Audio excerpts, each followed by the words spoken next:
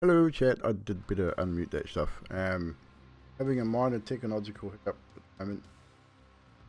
I was waiting on Jan to start a computer or restart Skype, I'm not sure which. I think it was restart Skype. No, she restarted the entire computer because Good she idea. actually restarted Skype and it did nothing. So What do you think? We're just gonna kick it here for a moment, and while waiting for Miss Yanti to rejoin. Magic, what's up? How we going, everybody? Back here for a Wednesday night Curse of Strahd. Just quickly, for pretty sure you got the Rona. Not the first time, dude. You've had the Rona a few times this year, haven't you? I think. Anywho, one shot, or the one multi-shot, one shot 4 session, maybe 3. I don't know. It'll be more than one session. I can almost guarantee it. But I have so far got, I think, 7 interested parties. So I'm going to leave the DMs for that open until Sunday. I'm going to say Friday, but no, Sunday. At the end of Vampire Masquerade on Sunday night, whoever has DM'd me their interest in playing in a one shot, which will be played on a Sunday night. We'll stop the Vampire Masquerade for the 3-4 sessions, however many tapes. We'll take a break from that and we'll do the one shot, and then we'll come back to Vampire. So that's the plan for that. So it'll be sometime in the next. Find a spot that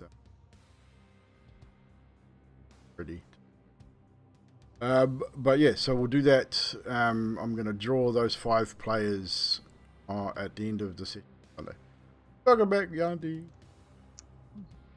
So yeah, so in this Sunday night, we'll be drawing the players for the one shot. Make sure that if you are interested in being a part of that, to DM me. Just DM me that you're interested. Your name will go in the draw, and then I'll draw the 5 players. Once I've got the 5 players drawn, I will send you the invite for the campaign on D&D Beyond Discord, and once I've got that, you'll be able to create your characters, and once all the characters are created, get all the Hereford stuff in, then work on the Foundry stuff.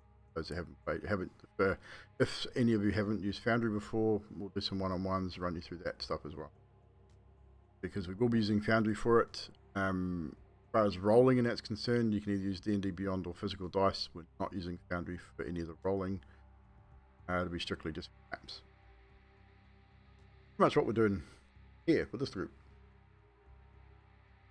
Anywho, Monday night, had fun playing Red Dead Online. Roasted myself and Trash. Spent a lot of time killing each other, which was funny for a time, and stuff and things, and then I jumped in and made the first map for this, so actually turned out pretty good. So are we all ready to get started for them? Missing a roasted. I see a hand somewhere. Oh, there he is. I did see him. You're good, roasted. Oh yeah. I just thought I'd grab a coffee whilst we were waiting for Yanti. Wanted to make sure everyone's ready before we get started. So, sit back and enjoy this next episode of Vampire Masquerade, which I believe episode 44. Could be wrong. Pretty sure I checked it. Someone correct me if I'm wrong, but I'm pretty sure it's episode. Anywho, last we left off, you had all left Vallaki and headed for the winery to return the seed of life, the third and final of the quests that you'd been asked to go on. Along the way, Adok forced you into a battle with a few giant spiders by leaping from the back of Zadriel's steed. Unusual for him, but he managed to deal with the combat without many hassles at all. Finally arriving at the winery, about an hour or so before sundown, you informed Devian of the events in Vallaki and the death of his son. His reaction, not kind of what you expected. Reward was given, along with information, leading you to have multiple choices for your next endeavour. resting for the night at the winery. The morning came, and you all decided to maybe it's a good idea we test out the Sun Sword, with Karnos sort of prompting this and sticking it on Emilia's hand. The reaction was very energetic and a little disconcerting at the same time. Again, backwards and forwards with the group, and eventually Emilia still remained with the group, getting outside. You voted to head for Argynvost, the abandoned mansion where the Order of the Silver Dragon had once apparently staged their assault on Count Strahd. Getting there believing you might find allies or items, weapons, things to aid you in battle.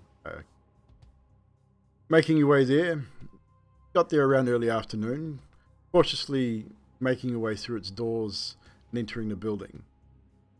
Karnos trying to impart some wisdom about possible events that he'd dealt with before. Skaithis, not wanting to hear a bar of it, takes off and walks through the first set of doors, leading into a room with a large fireplace.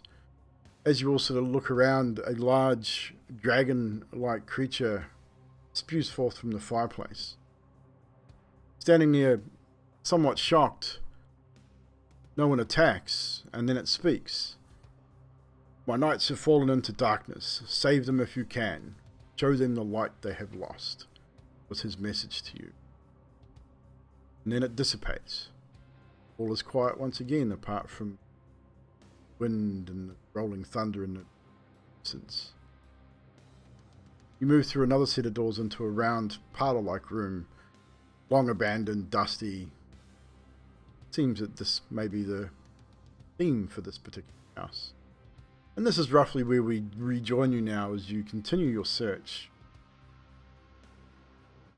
through the Argynvost halls. You find yourselves still standing in Emilia waiting outside in the other room, but most of you'd moved into this particular room.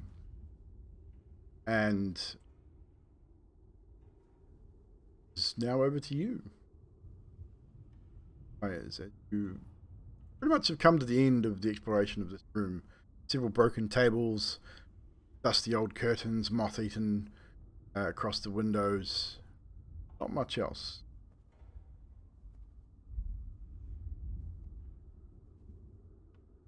Adriel will go back outside then.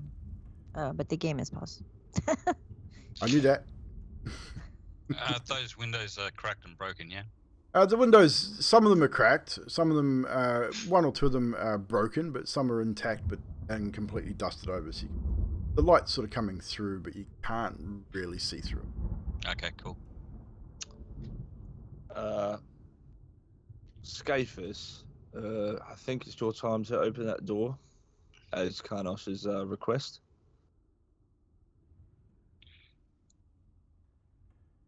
Or not. You know what? I'll open the door.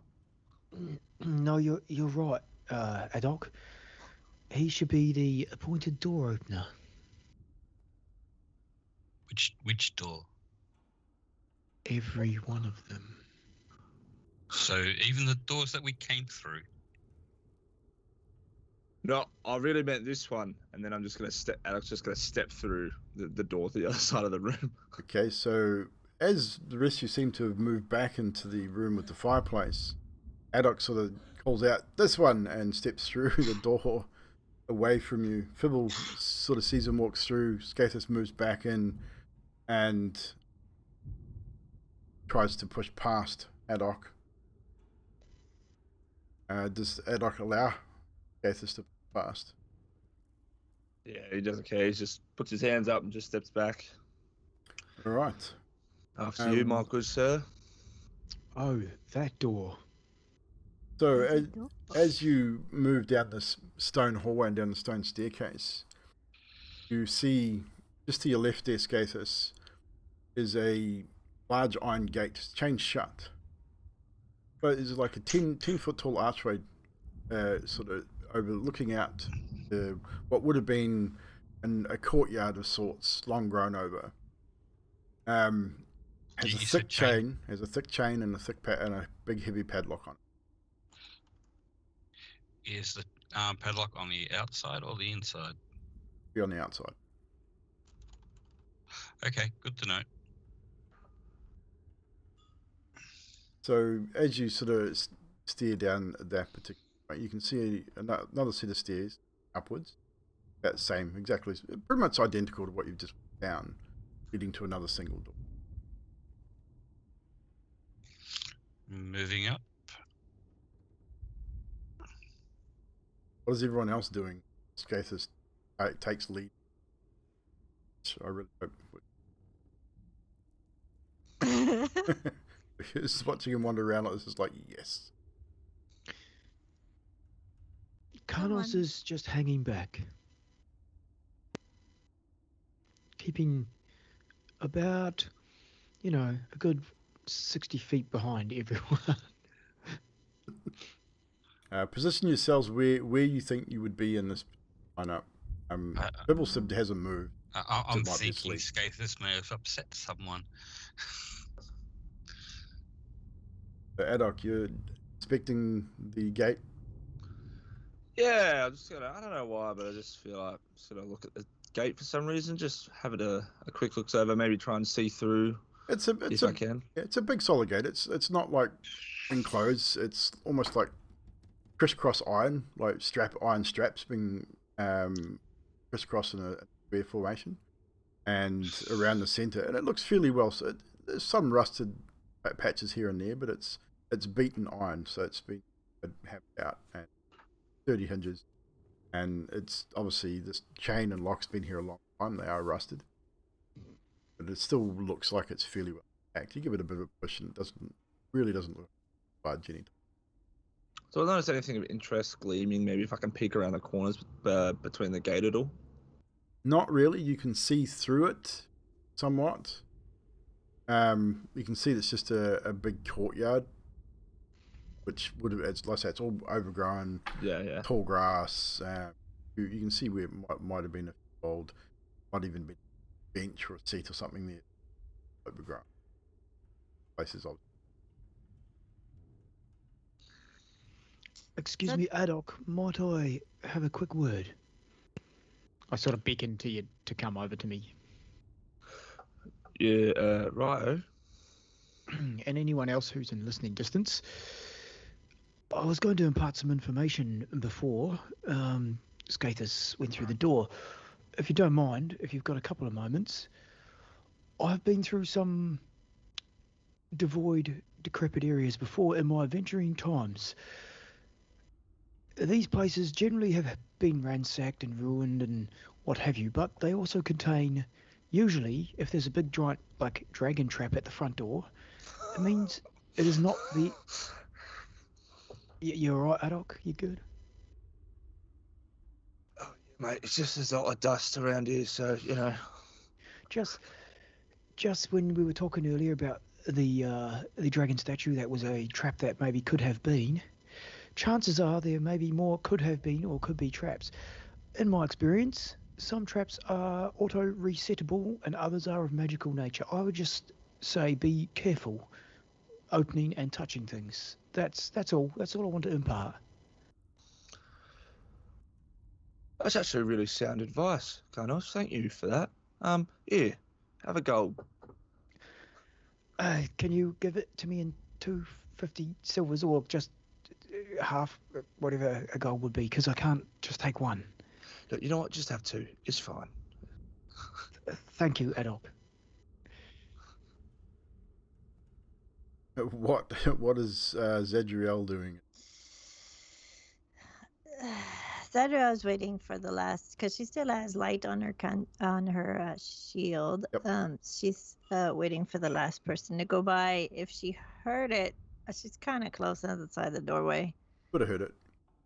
I mean, they're right by the doorway, so you would have heard the Carnos, why aren't you not telling Skathis this?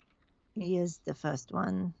Yeah, well, you see, I did try. I don't know if you guys noticed before. I was trying at the first door we entered, but he kind of just, in a rude way, really blew me off. And I don't think he's very appreciative of any of my information. And yes, I know I can be long-winded and boring sometimes, but I'm trying to save people's lives like a real hero here. So if he wants to rush into doorways... Sorry, carry on. Oh, you're trying to save lives except for skaters. Well, I tried. If he does not want to be helped, then I shall help those who wish to listen to my advice. All right. After all of you. And she waits. What is Fibble and you doing?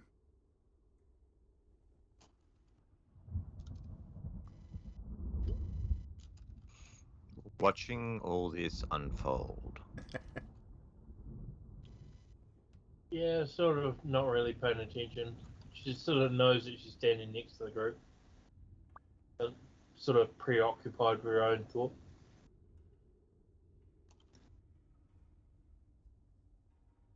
So you're gonna add a light. You want to add a light to your? Yeah, view?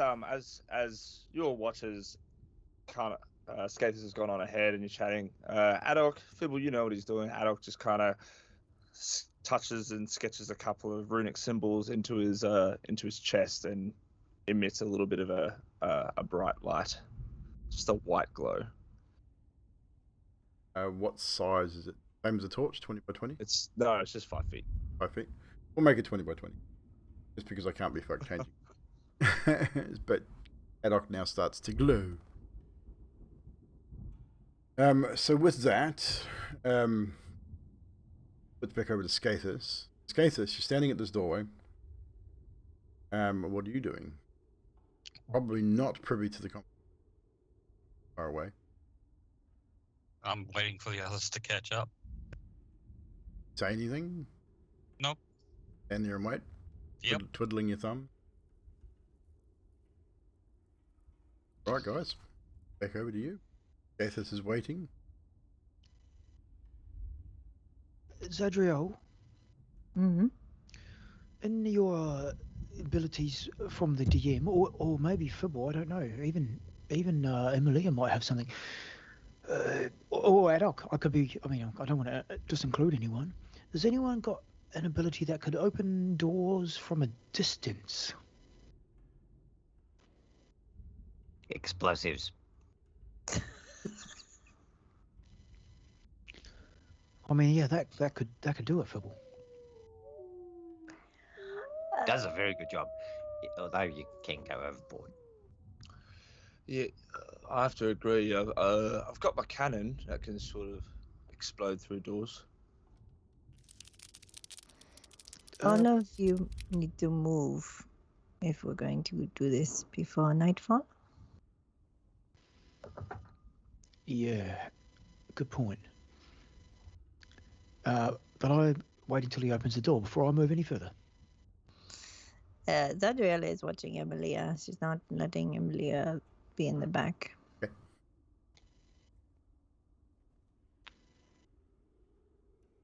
Yo, Scafers, you can't open that door. We're just gonna, are you a little bit scared, are you? Just give it a little bit of a wiggle, see what happens. I thought you could do the honors. Oh, mate, look, that honor is all yours. You've been titled. Check if the door's locked. Be able to do that yourself. It's not. So as you open the door, you move in or just look from? Look for where I am. So you can see what you can see. Obviously, you see a few tattered beds there. So tattered brown drapes cover the windows of this another sort of circular parlor-style room. Heavy curtains hang across the archway to your right. You can not probably see it if you moved a little bit to poking your head in. About the room is just a wreckage of maybe about half a dozen beds. Looks like it may have been a description. The beds are all long destroyed, dusty, moth-eaten.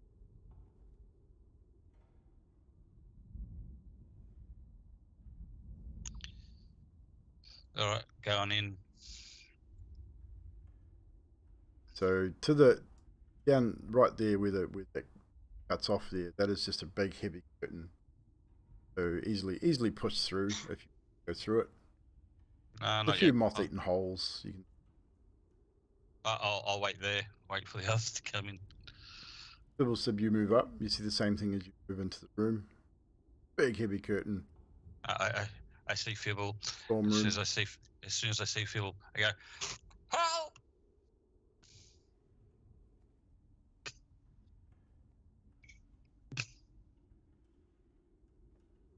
Well, what's the matter?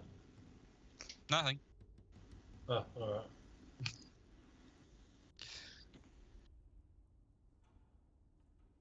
So the rest of you see what you see. Zedriel, you push through the curtain.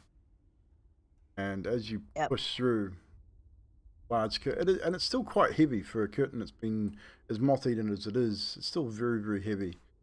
It pushes to one side as you push through the curtain. This kitchen, by the looks, has been plundered long ago. Tables overturned. Floor is littered with rusted utensils and smashed crockery. Narrow windows flanking a large hearth look out over what looks to be a cemetery. An open iron pot hangs from a hook inside the blackened fireplace, and it sort of rattles on a hook and bobs up and down as though something is inside it. Rattling. You see it moving and bobbing up and down. Oh. Skaters, there's something in this pot.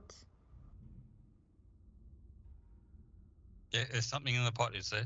Yeah, I don't like spiders. I don't want to. Do you want me to look at it? I'll go and investigate this pot. Move yourself up to the fireplace. As skaters, you step forward and start to peer into there'll be just like large cooking pot cauldron type thing. 3 or 4 bats just flutter out and fly around the room and head off into the rafters and head out through an open doorway, up through the back through the curtain, back outside. Some go up the chimney. Fly away. And I start scratching my head because bats don't normally sleep in pots. They sleep in the rafters or... There's only 3 or 4. Must have found this nice place to possibly.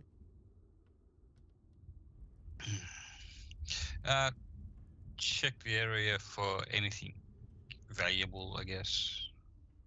Jason. First roll of the evening. Whilst he's doing that, Carlos is keeping an eye on the rear quarters, just making sure no one's coming up from behind. Maybe listening as well, listening for anything. Roll perception.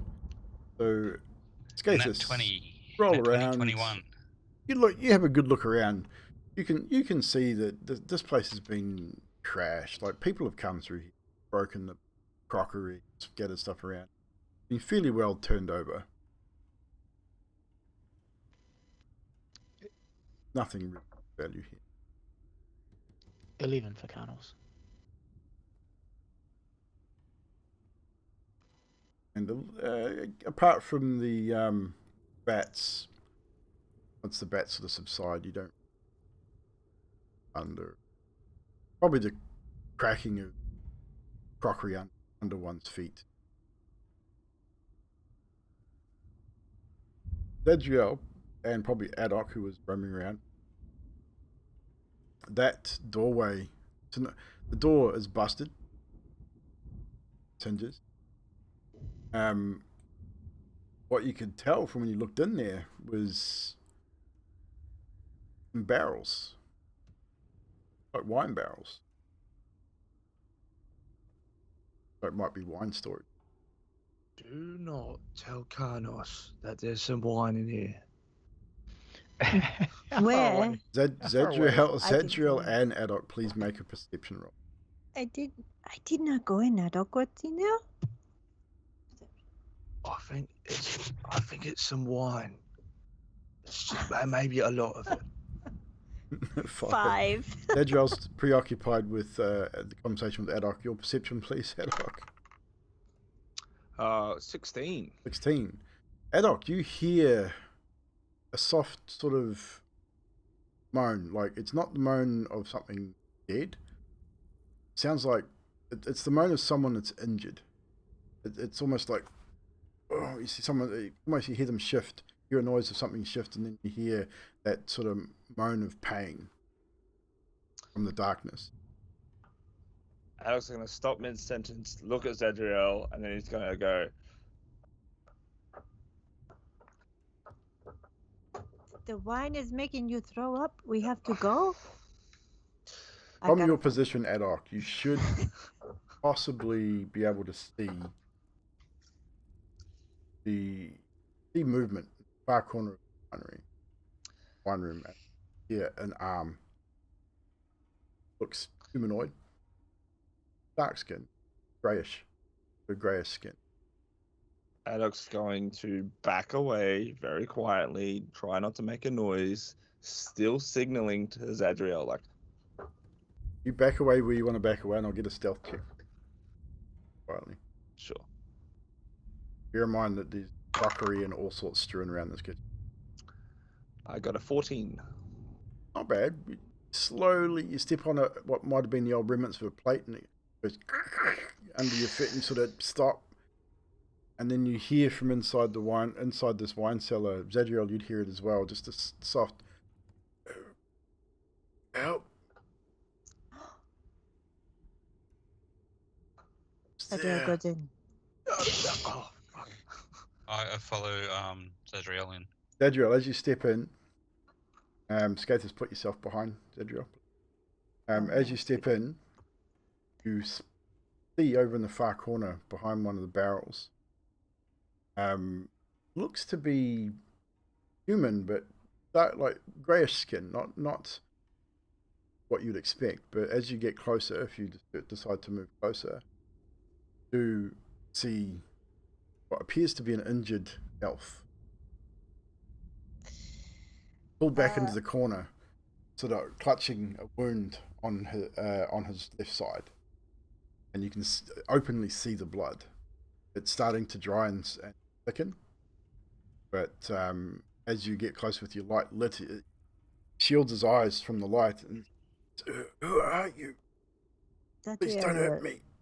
Lay on hands for 10 to seal his wound, and she's going to say, we are from Velaki for now.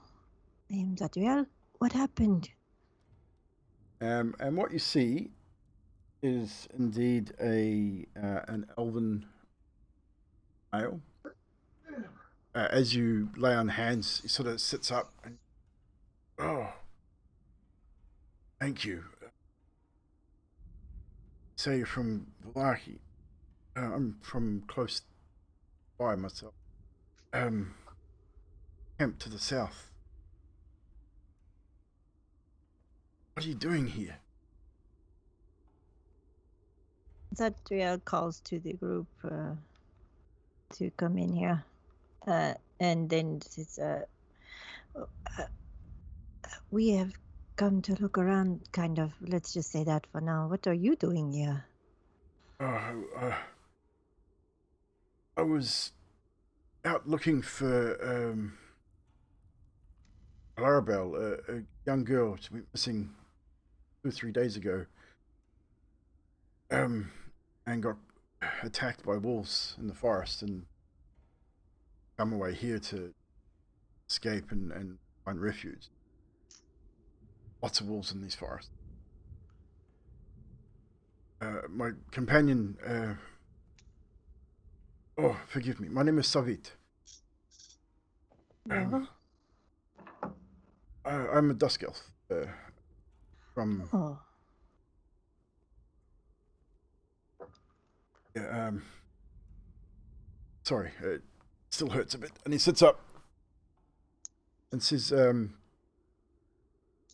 so why, you know of Argenvoss? Been here long. I heard noises. I wasn't. Wolves, or I'm glad to see you.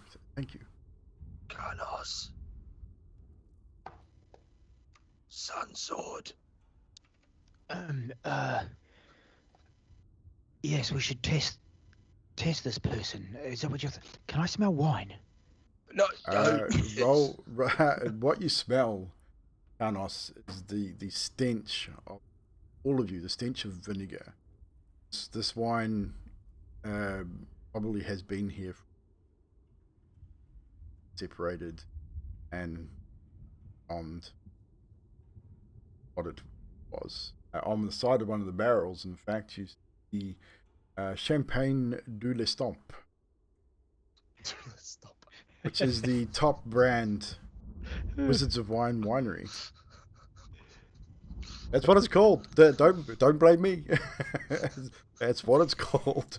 Does Adriel roll insight to look at this You person can. and see if they're kind Oh, of 100%. sus? Anyone, well, Skathis and Zadriel be the two closest. Would the rest of you guys moved up or not? When Adok said Carlos Sunsword, I would have pulled out the Sunsword, lit it up, and moved forward to behind Zadriel Okay. while I was sniffing this. I got a net 20 for 25. Okay, so the three closest roll insight. So nat 20 from Zadriel, Karnos. I don't think you I probably would have wouldn't been heard there it. in time. Skathis. Does he still take my dark? Is he still got his dark gift that takes away my No. advantage thingy thing? No, that is past. That one has. DM, as I sort of come up behind Zadriel, I wouldn't have heard the conversation, but now I can see this elk because I didn't see him before. Yeah, right? he And I can reacts see- to your presence. Kind and of the starts. Sunsword? Yeah, he kind of starts, but then relaxes. Doesn't seem worried by the sun. I would lean the Sunsword forward between where Zadriel and Skathis are, seeing him, and go, You're a drow, are you not? No.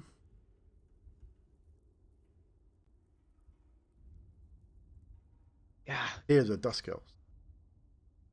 vile beasts. Normally, I don't think I trust you at all. Wait, God knows, didn't the one guy, Erwin's brother, say something about we have a quest to go see the Dusk Elves and we have to be nice and bring them some wine or something? It's all right. Yeah, I I've had dealings used of this to kind before. would have dealings. Cousins. I'm certain you've not been in Barovia long. That's Do true. not understand the difference between a drow and a dusk elf. But I will forgive you. Friend has kindly healed my wound. I'll be You watching you. could see his hand had dropped to his own weapon. Hostility. Can I ask you a favour then? Ask away. Touch the end of this sword. Why should I do that? Because I- if you don't, we're gonna kill you. Yeah, what he said. Who's the squeaker? I cannot see you. Come forward. Mm. You treat all you meet this way. Well, I did treat the squeaker that way for about a month or so. So yes, probably. You She's right. expect to gain answers, Anna? First you Tell you heal me, what, then you threaten me. I'm not threatening you, I'm just asking you to touch the end of my sword. Personal thing to ask someone. It is a very personal thing to ask, but this is a magic sword and it will prove to me and the rest of my team whether you are good of heart. Realize I know. Good Won't then. really prove. So It then proves you're touch not it. undead. That's all he cares about. Mr. Stibb, once I'll again, you are the light in the dark. You are correct. But you also realize that affected by radiant energy. No, I thought they were all affected by radiant energy. What are you saying? Clearly you're not as intelligent as you think you are. He's not. Maybe touch the sword and we can, And he stands up and just he grips the blade of the sword. Stands up and grips it with a force and pushes back into you, Karnos, showing that he's A, not afraid of you, and B, he's regained pretty much most of his strength. I Releases it with the cut across his hand. Not worried about. And says, "There, satisfied?" That wasn't so hard. And I look over at Fibble and said, I don't remember saying anything about being intelligent, though. I will No.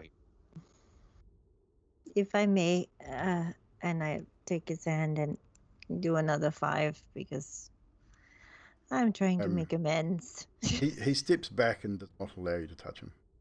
Oh, Carlos, what have you done? Come on now. Well, let's be serious here, mister. What would you say your name was? He ignores your request and just starts looking around. You can see he's assessing his. It's clear that he's assessing the situation, deciding what he. He's visibly looking around. Just on seeing the sword, Emily would have gone back into the kitchen. No problem. Okay. No problem at all. Did the fire talk to you? We had a little dragon thing pop out and ask for help with his warriors. Did you see that too? Perchance, maybe we could help each other. Help each other. Yes, I This mean is not the way all you of help us. people. Then this I'm is- not sure I want to help. I came and healed you. Not all of us are of the same mindset. Hang on a minute, Zadriel.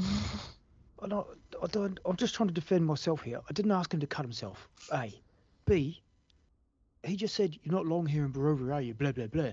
Well, this place is dangerous. I've tried to be nice, and we've been, well, we're not always trying to be nice, but we've been had up and confused and befuddled by women who think they're old ladies and trying to be nice and turn out to be witches, and vice versa. So I was just trying to be careful. Take a drink.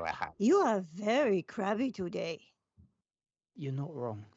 And Carlos turns off the sun sword and backs out to where Emily is. Okay. Move yourself out there.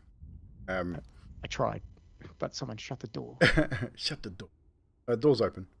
You Oh, better the move door through is it. open. It said I couldn't, but there we go. He looks at you, looks at Scathus, and sort of peers around, sees Fibbles, sees Adok there, notices Karnos is now in the room. See, visibly relaxes. Takes his hand off his whip.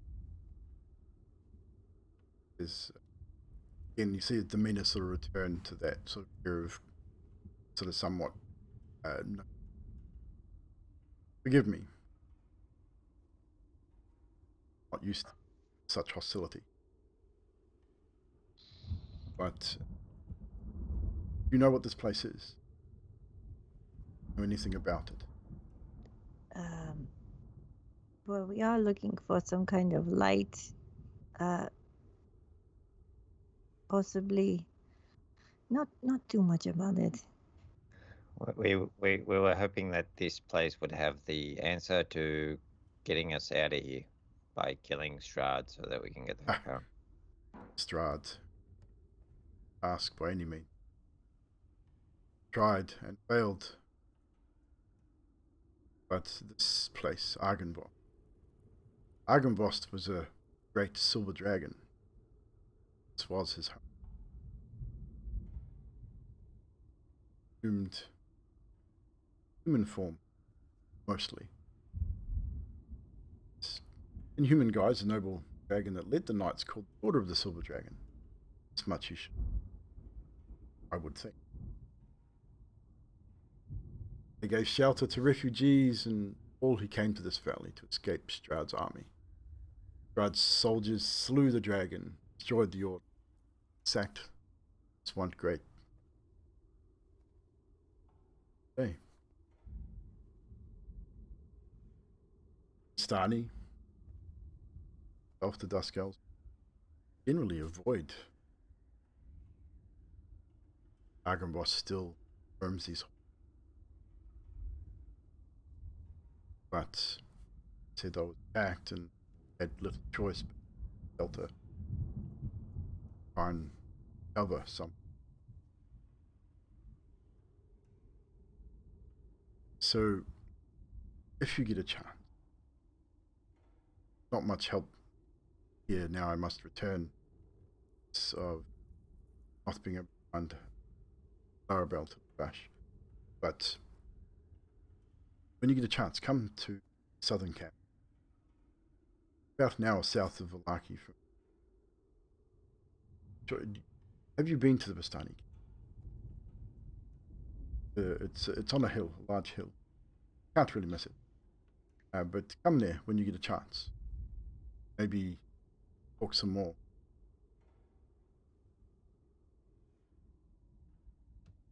Leads to that.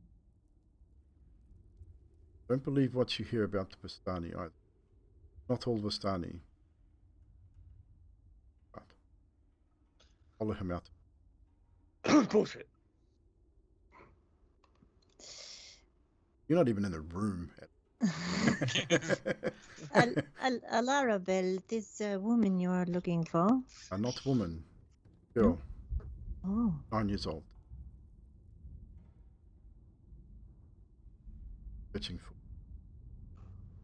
Bash is beside himself. Father would be. Where was the last location of her? Highly sure. Some say she was seen heading south, others north. I myself headed south, west. Others north, not have returned, but if you are travelling in and around the lake, find her, turn her to the camp. Bush would be grateful.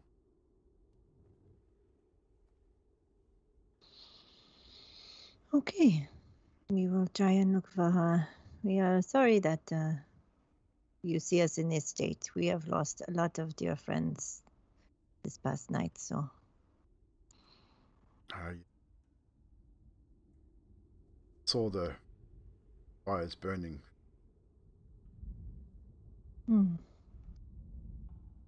It has not put us in a good spirits so far, so. I can understand why your friend is so. But not everyone hears. Better to be safe than sorry, but you're okay to go by yourself. Thank you once again for your aid. But yes, I should return. I will let Luvash know that you also my uncle. Well, All right. She lets him pass. with that, makes his way out. Asks you, he gives you a nod at past. He's still limping a little bit, holding his side, but he walks past. As he walks out into the kitchen, heads back up this way past you guys. He gives you a nod, even you, Karnos, sort of.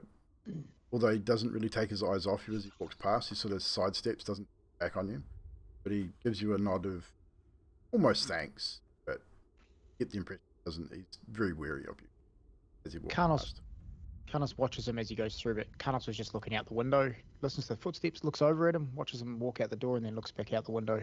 Yeah, and it's through the curtain.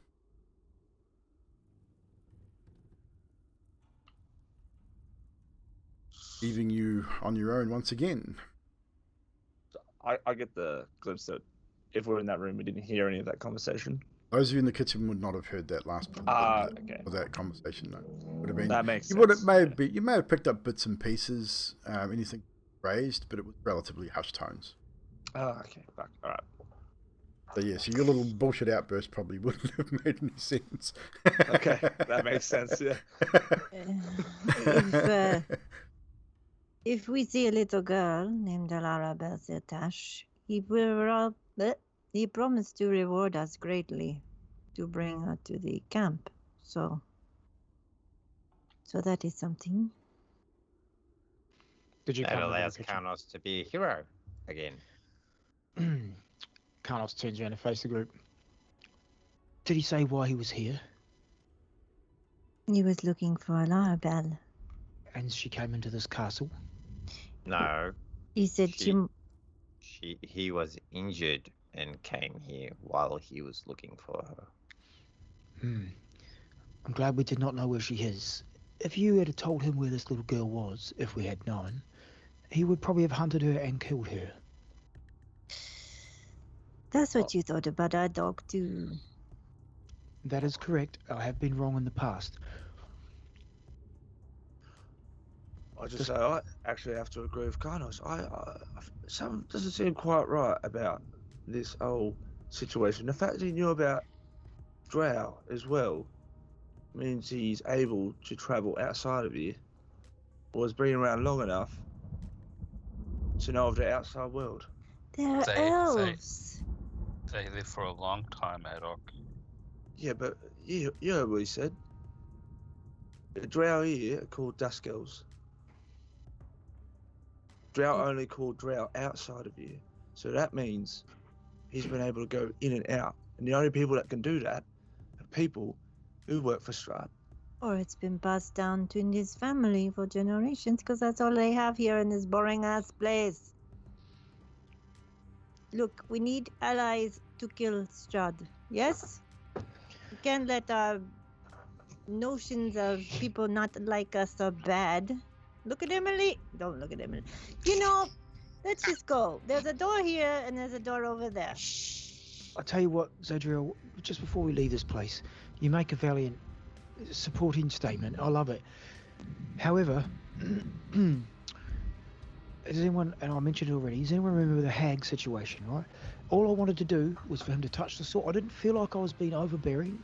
Just said, touch the sword. If it just proved one thing to me, that was fine. I was quite happy for us to help him or aid him, but he made himself seem like he was dark and fishy at the same time. I did not feel I did anything out of character. So everyone that's suspicious, even though we're suspicious of everyone, no one else can be suspicious of everyone. No, everyone should be suspicious of everyone here. This place is mad. Ah! Kanos, your action was aggressive.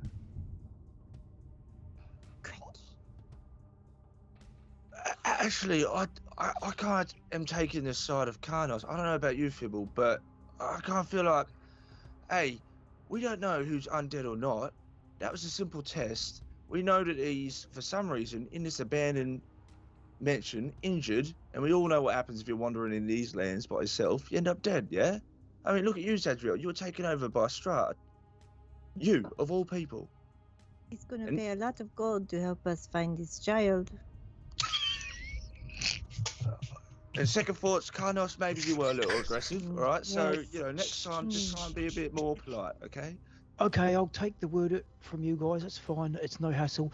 We can test a sword on our own friend, but we cannot touch an enemy with it or a possible enemy. So that's cool. Karnos, maybe next time instead of saying touch the sword, you say rub the sword.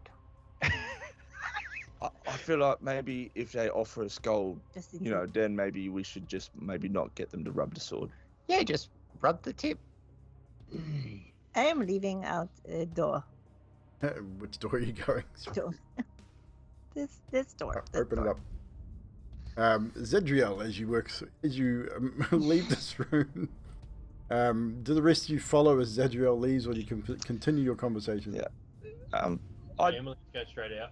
I'd probably wait till everyone goes, and then as everyone leaves, Adult would just whisper to Karnos and go, in all seriousness, mate, I do think that you did the right thing. All right, here's 2 gold. Carlos does not take the 2 gold. He says to Adok. He's staying at the back. He says to Adok, I can't seem to get it right. I try my best, but if I accuse someone of being bad, they end up being good. If I accuse or want someone to be good, they end up being bad. I'm not sure where I'm going wrong here. I need to. I don't know what. Maybe it's this thing. and I'm hold the sun sword up, and I'm trying to get a feeling from the sun sword. Is the sun sword making me confused? How do you mean? Believe that? Are you trying to figure out whether because you have the sun sword, it's changing the way you view things? You know how the sun sword can sort of press its feelings to me. I'm sort of asking a little bit, yeah. Sun sword, are you affecting me? That's sort of what I'm asking. I want to see what feeling it gives me. Roll insight. Inside. Yeah. 11. you get a feeling from the sword that it's an odd feeling. It's not a feeling of confusion. It's definitely a feeling of purpose, and you get the feeling both your purposes are aligned. That's the sword and mine. and yours, yeah. You get a distinct feeling that your ultimate goal and the sword's paths are aligned somehow. It's that kind of feeling. Not getting feeling of confusion or conflicting emotions or anything like that. It's very aligned with what you're already. Okay. I sheathe the sword and I just sort of look at Adok and go, I appreciate you backing me there, Adok. I know we have our ups and downs, but I don't feel like I did anything majorly wrong there. Did you see out this window? There's a graveyard. I did not see that. Is there any graves that have been recently opened that you can see? I was just glancing out the window, but no, I can't tell. We'll have to wait till we get out there. Roll What? perception check if you want. Both of you. It's a ceiling to floor window. 100%. So you'd probably have to give it a bit of a rub to clear the glass, but More give rubbing. it a rub. Rub it down. Just a bit of a polish. Polished the While tip. I was walking past, did I hear the conversation that Kronos had with Adok? 15. You probably would have caught part of it. Probably not the whole thing. Yeah, I wasn't trying to keep it quiet. Definitely would have heard Well, some of it. In particular, I'd be sitting there going, well, Kronos, we use you as the litmus test for people. If you don't like them, they must be good. If you hate them, they must be bad. Or is it the other way around? Yeah, that's the word. You do good, Kronos. I don't hate anyone, Mr. Stib. I just No. If you instantaneously want to kill someone, it's most likely that they're good. Because you I don't know what it is. But yeah, we just use you as the test. has that happened? Have I instantaneously You want to wanted kill Adok, and look how good he is. Oh, that's debatable. Yeah, I mean, I like Adok, but in all fairness, he's a criminal. While you're having this He's conversation, a bit shifty. I may be a swindler, but not a criminal. It's a businessman. I'm smart. So sorry, I pushed it maybe a bit too far. My bad. Wait a minute. You got to be caught to be classed as a criminal. That's what it is. And at this point, I come through the door. yeah, as you were glancing out the window, Kronos, I only got a 9. it was hard to tell whether there were any open graves or not. Adok, however, as you sort of give the window a bit of a polish with your sleeve, trying to see through, you do see at least 2 or 3 open graves. From this distance, hard to tell whether they're old or new, how long ago it was. You notice that there's a 2 or 3 graves there that definitely not covered. It's just hard to tell whether it's fresh dirt. You have no idea how long ago they were opened. Whether maybe grave robbers or something. You can't tell whether someone climbed out of it or someone dug it up. Mm-hmm. You notice that, but you're not sure. Did you? And the rest of you, as you walk into this room. Zadriel puts both hands on the back of the chair and looks down and sighs and says, DM, did that dusk have ill intentions toward us? This using your dark gift? Yes. I will DM you the answer in Discord. And then she's going to look around the room.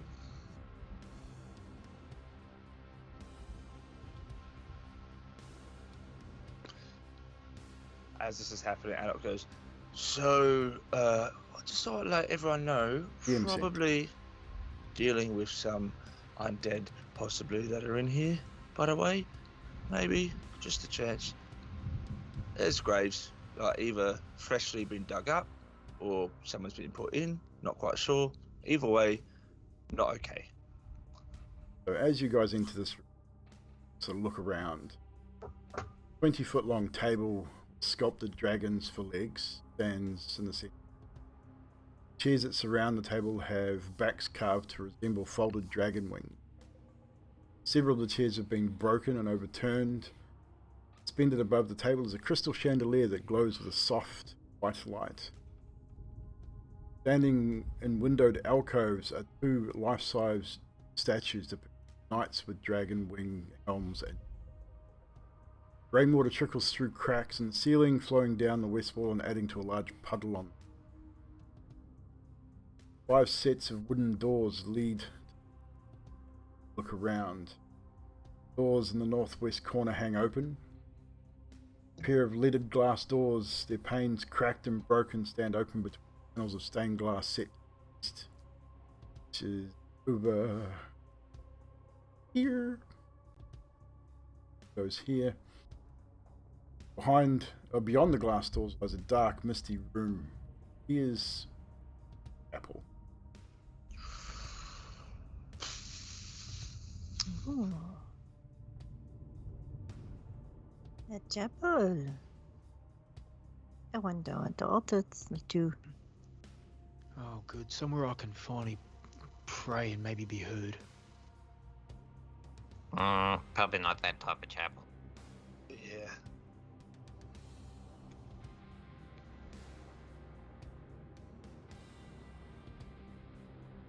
Do we have a look at it, or should we? Yeah, go in. Why not? I thought skaters were supposed to be going in now or something. Yeah, he goes in first.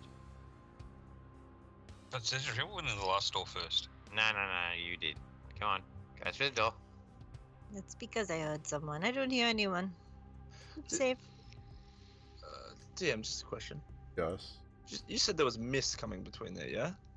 There is mist. Not mist. It's just a misty filled room. Like it's a very dim, dusty, almost like dust is sort of. You know what I mean? It's a very dusty room. Okay. Do you want me to put my shield up and walk through the door first, team? It's alright, Kaunas. I'll do your job. So. Sass. Ooh. Ooh. Karnos, at that, pulls out the sun sword, lights it up, and throws it to him. Not at him, to him. But I am in the crossfire. Dexterity check, Skathis, to see if you can catch it. 14. It's not graceful by any means, but you're able to catch the sword and throws it to you. So I will turn off the light on Karnos. On the light on Skathis. Now has the sun sword. It's all yours, my demonic-looking being. With that, Skathis, as the light now emanates from the sword in front of you, through the mist you can see 3 shadowy figures standing at the end of this chapel, pretty much right at the altar. They are kneeling. So Give me 1 second here. I've got to read this out for you. Cracked wooden pillars support a wooden U-shaped balcony that overhangs above you. Stone-walled chapel. Narrow archways lead to spiral staircases by the look. That curl upwards. Darkness. At the east end of the chapel rests a stone altar flanked by iron candelabras. The altar is carved with a rising sun as its base. As a sun bas relief. Tall arching windows set with panes of stained glass decorate the wall beyond. One of the windows has been shattered, which is this one. Covering the chapel floor with shards of coloured glass, having a thick fog to enter. Through the fog, you see 3 armoured figures kneeling before them. They do not appear to be moving.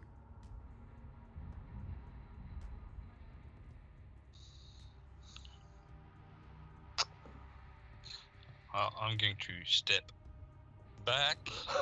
What do you see? Now, did we not have someone say to cleanse the area, like something to about the guards or the dragon something? What they said was that they've lost their way and fell to darkness, and to help them find their By the way, night. which is, That's what we do. Zadriel. I can go talk to them. Probably not a good idea. Okay, you go do that. No. Scapus said he was doing my job. So, away you go, Scapus, do my job. Go and talk to them like I'm supposed to do with the last dusk elf type creature we just met. That's not okay. So, hang on. What do you mean that's not a... You know what these are? They don't. They did not look like what we just saw. Oh, so you can judge by looks that they're not cool to talk to. From what you could tell, Skathis, all you could see, you couldn't see what they looked like. Okay, yep. They had their backs to you. Sorry. You can see the cloaks draped down over their shoulders. They're kneeling. The cloak is sort of laying on the floor a little bit behind them. You're not sure whether they're armed or armored. You can see here. Can't really get a good look. You couldn't really get a good look through because it was through the fog, so it was hazy. Not sure what they looked like, but they were unmoving.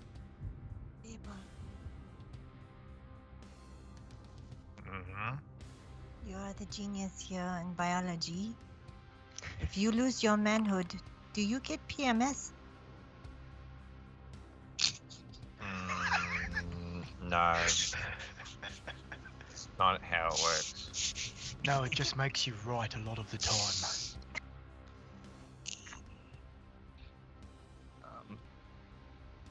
Okay.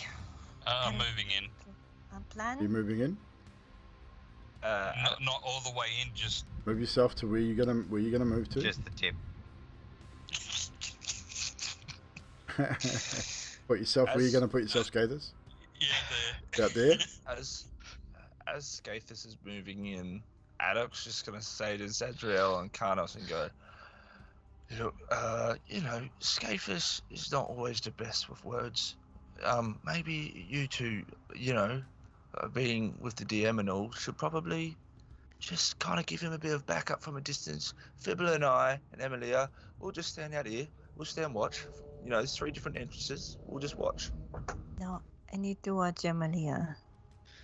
A part of my new tenants I'm working on says to let other people show that they can be heroic at times. So, and I pull one of those wooden seats that looks alright, and I sit down. Right. So, place yourself over. If you hold shift, don't get locked to your grids too, guys. So if you want to put yourself here or something like that, you hold shift down before you token, and you'll be able to place it more precisely. So, Skathis, I need you to roll a quick perception check.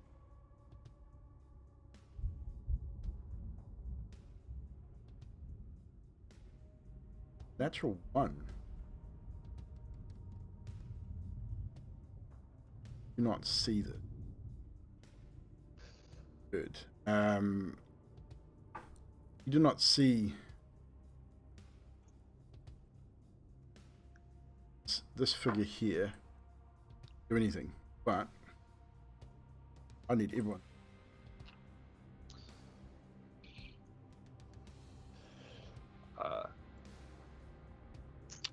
I just mentioned as well, after the conversation between Zadriel and Skathis, Adok would just let out a sigh and begrudgingly walk in following Skathis.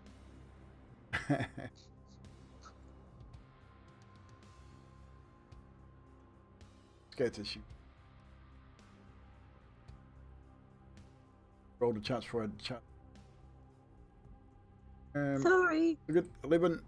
I can add the manual ones in. 41, 11. Skathis 7.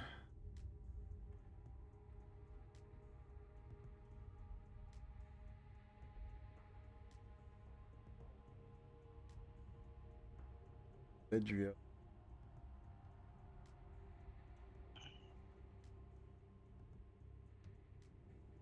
roll. No, it's waiting on Adok to roll. It says the custom roll, but I got a 10. You But rolled I've got a from plus your. 5 to initiative. Yeah, Did you roll your initiative from your D&D Beyond sheet though? I did. Yes. I have no idea. Emilia, did you roll? I got 20. That with your -3? So Still daytime. I thought you said I didn't have that on my initiative. I thought it was only ability checks. Yes, you're probably right. Technically, initiative is an ability check, but we'll 19 plus 1, so if get you up. want to go... That's good. No, you're good. Yeah. You're good. You're good. If that's what I said, we'll stick with it. Just a question, DM. Is there any way of changing it so when a player chats in Foundry, it doesn't zoom in on them? Yes, you have to do it yourself through your settings. Cool. Setting there that you are able to.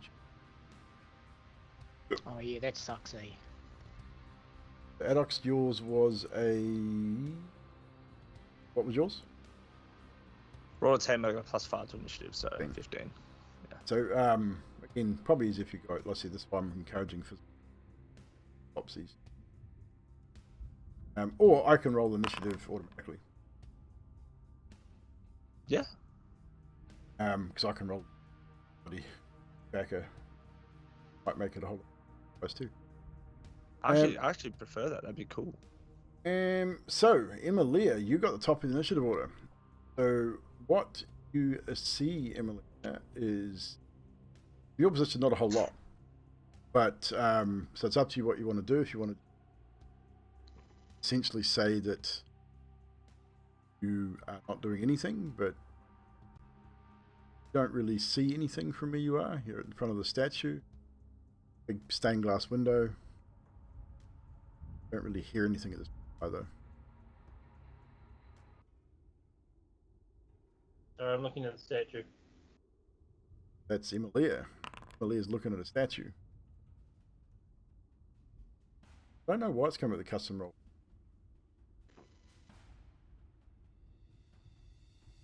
Can't really fix it either. Yeah, that's right. That's fine. But with that, we have Adok. You're up. Anos on board. So I don't see them do anything, do I? They're just still stealing, facing away from us. Roll a quick perception check. Sure. Actually, Fibble and Zadriel also rolled perception. I got a 9. 9. No, you don't really see the movement either. 7. Neither do you. And Fibble 4. said with a 4 with a natural 1. So none of you see the movement. So no, none of you are aware what's happening. Okay, Adok is just gonna timidly try and call out in his best way. Hello, we are humble servants of your lord, the Silver Dragon. Are you guys doing all right there? Okay, all right. That is your response in the darkness. Nice. Adok is just gonna start backing away. And he's gonna close the door as he does. You're going to move behind the door? Yeah. Fuck. Yeah, so you'll have to move one more. You're going to close both doors? Okay. Anos, you all would have heard that screech too, by the way. Carnos is sitting in the chair, watching to see Skath's next move. So, And the doors have just been closed by Adok, so... who's inside the That- chapel? Inside the chapel is Fibblesib and Skatus right now. The rest of you are in the dining hall, and the doors have just been closed. So I will draw my axe, sit it on my lap, and draw my shield, and just have that beside me. Yeah, so you're seeing a little bit of light flickering through the stained glass windows because of the light from the sun sword. Sweet. And I will hold my action until I see them being attacked. Okay. Next up is This dude comes charging out of the mist, Scathus, directly at you. And makes his attack.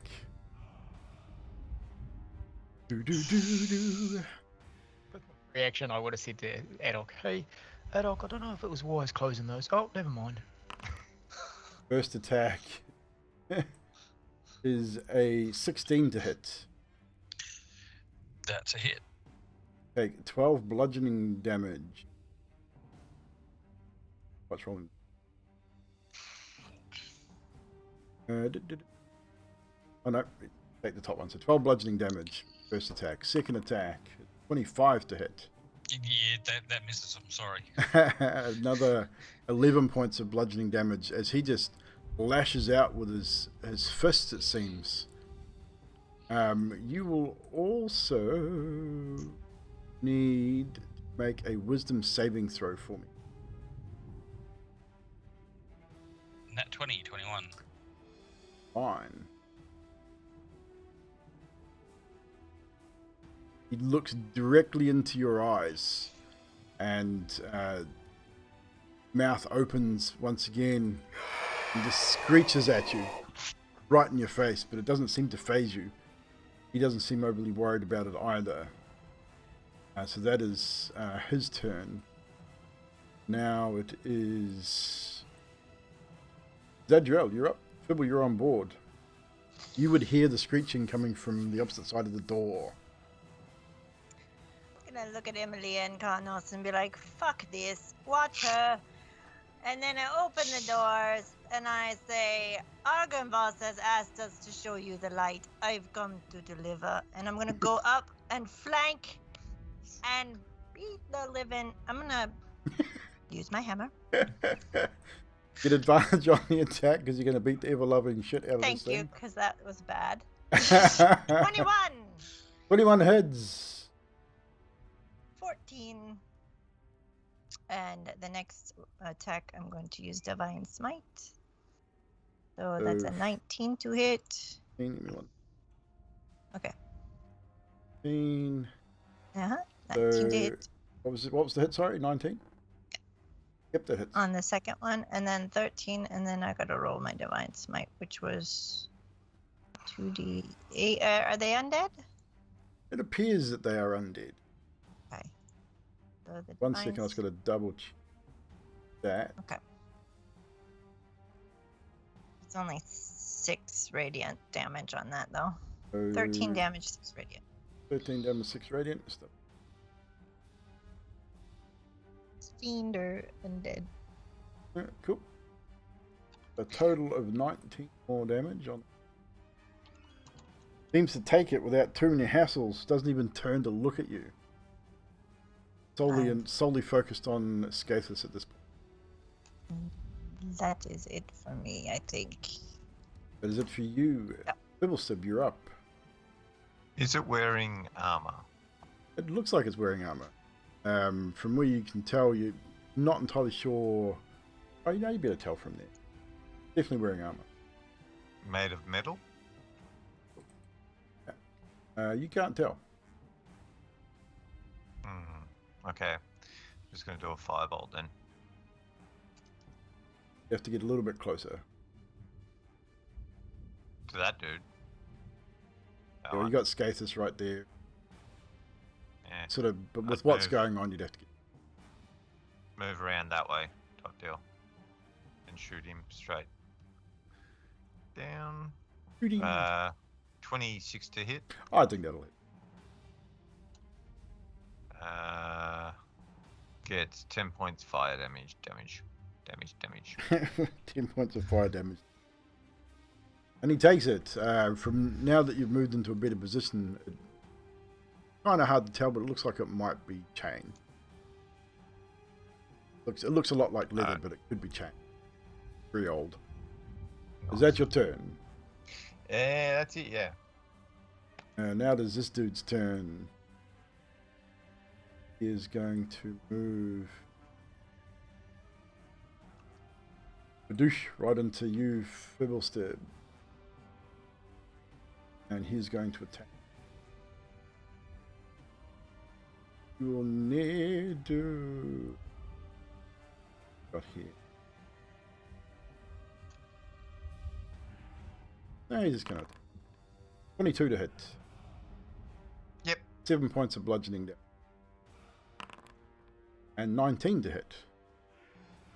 The further Yeah, 13 points of bludgeoning damage. Bludgeons you with hammer fists. Raining down. Next up, Skathis.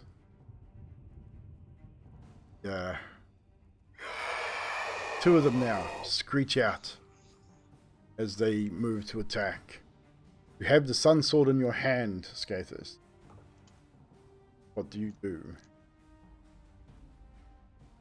It's not a simple weapon, is it? Carnos, you've got the stats for it. You're muted. You're muted, Baz. Sorry, no, it's a martial finesse weapon. Awesome. What do you use to roll to hit to it, Skathis? It's your strength, isn't it, Carnos? Correct, yes. It's a strength-based weapon. So if you were to use it, you would have to use strength modifier, not your dexterity plus to hit. Action to drop it, is it? It'd be a free action to drop. I'm dropping it and just going fist. And as you drop it, it's light extinguishing. Drops to the floor.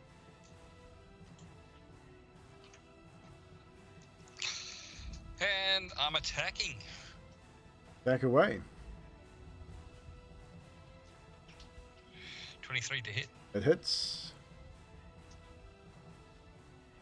8 damage. Bludgeoning. 8 points of bludgeoning damage as you punch it in the chest. And you do find you hit rusty old chain armor. And attacking again. Yes. Carnos. No, it's okay, let him attack again. I was just going to say I was holding my action until I saw them actually fighting. I didn't see anything until that stage, so as soon as he's done, I'll take my hold action if that's all right. Certainly can. 21 to hit. 21 to hit. I don't have you in my initiative order. I don't know, I got 11. Did you? You called me out That- last time, so... The same one I got, so he'd be right behind me or in front of me or something, maybe? Have you? So 11. Yes.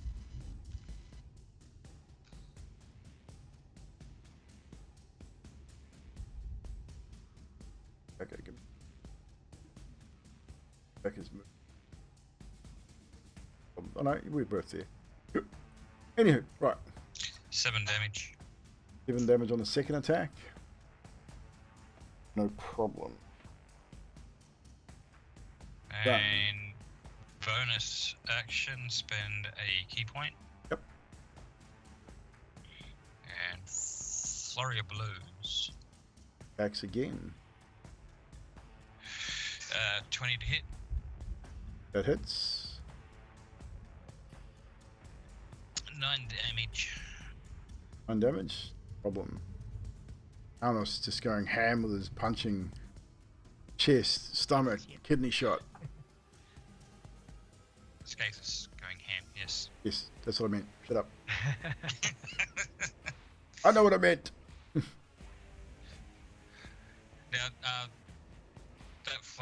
with spending that key point, that just gives me 1 extra attack, doesn't it? Gives you 2. Gives you your attack Okay. action. Gives you your attack action again, basically. Okay, cool. 23 to hit. That hits. And 8 damage. 8 to bludgeoning damage, and that is now your turn. You can see you doing damage to it, but it doesn't seem overly phased. Carnos, we're holding your action. You've now seen Yes. Skathis, Zadriel, and these creatures moving in to attack. So I'm going to... Now, well, he's dropped the sun sword, you said, It correct? is lying on the ground right beside him. So which side of him would it be, right or Probably- left, Skathis? Left or right-handed Skathis? Left-handed. The Okay, so I Cacander, would- it's on his left hand. This side. So I would move this to the left. On the way on, I would have stowed my axe and Yep. I would have picked up the sun sword now as Cool. my action. And as I roll in, I would have said to Emilia, I know this is a chapel, probably not your place, but if you want to stand looking through the windows and just chuck some aid in here, that would be lovely. And as I pick up the sun sword, I say to Skathis, great job you're doing there with the sword, mate. And I light it back up, and that is my action. It's you. And that is now Ruben. Piles and use Adriel. Find you there. I need the Zadriel. Wisdom saving throw, please. All right. Yes, you have a +5 because Aura. Nat 20 for a 30. Holy plus crap 5, balls. 35. You just totally succeed. Remember, guys, Zadriel's aura is 5 feet or 10 feet. 5 or 10. I think it's 10. I'll check while you're Double doing check that. and just make sure that everyone knows that within 10 feet you get that +5. It is now going to punch you because it's really not really upset, but it's going to punch you anyway. Okay. Yeah, it's 26 to hit. and it's 13 bludgeoning damage as it punches out. Second one is 16 to hit, which I believe is a fail. miss Yeah. for you. So just the 13 points of bludgeoning. Next up, we are back to the top of the initiative order with Emilia. Emilia doing. Emilia's going to move. Not with the roller, she's not. Move up to there so that she can see what's going on. And you can see all that's going on. Now that you guys can see them, you can see that they're not entirely corporeal, but they're not incorporeal either. Sort of somewhere in between. They look humanoid. They look human, but they're definitely not alive.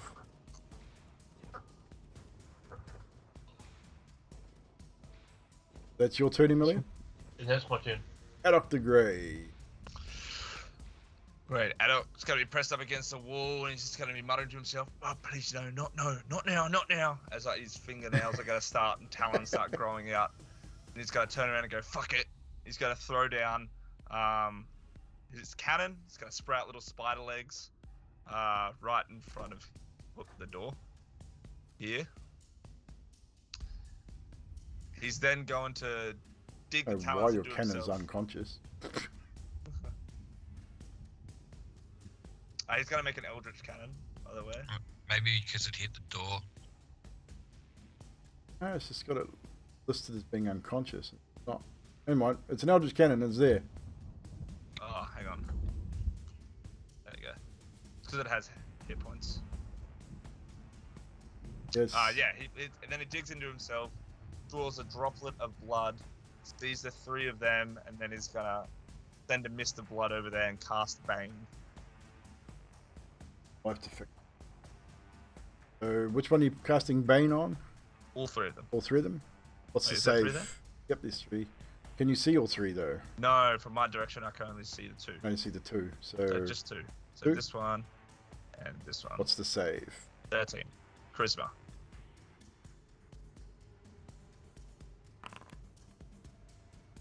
First one was a 12, so. Second one is a 15, so saves. So this one fails. Now baned. Okay, yeah, every time it takes attack roll or a saving throw, it has to roll a d4 and minus it from the roll. Okay. Remember this.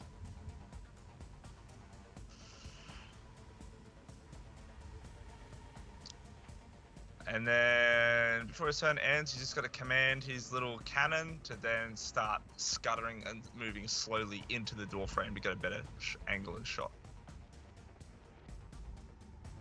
I have to fix it. Oh, it has that on there. And that's his turn. Probably.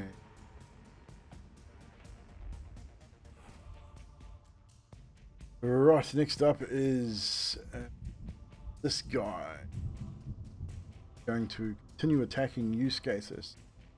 Wisdom save, please.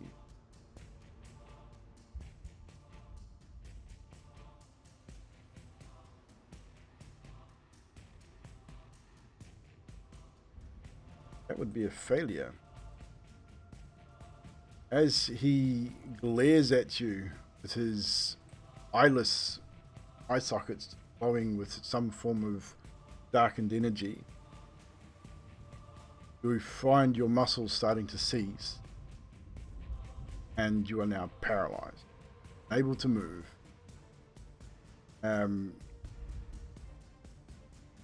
That's it. You're unable to move, which gives him advantage on attacks against you. Definitely.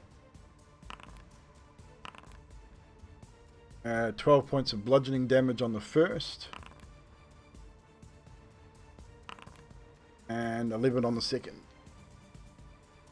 Slams 2 fists into your chest. You take the damage. You are unable to defend, unfortunately, and locked in place. I'm being.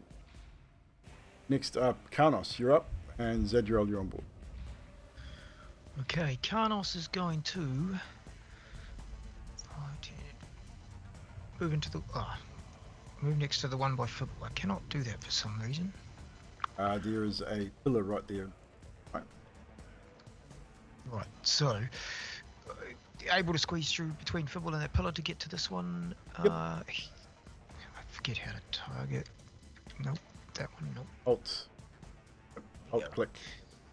And then I will raise the sun sword high into the sky above my head, activating its power, and say, by the DM, you knights who have fallen to darkness, I am showing you the light, so that you know that you have become lost and need to be saved. And I wait a second, so I'm going to forfeit my first attack to see if they react to it. Not seem to react at all. And then I All you get in return is this. And then I swipe into the one that's facing Fibble. And I will use... what weapon are they holding, if any? Does not look like they're holding any weapons at all.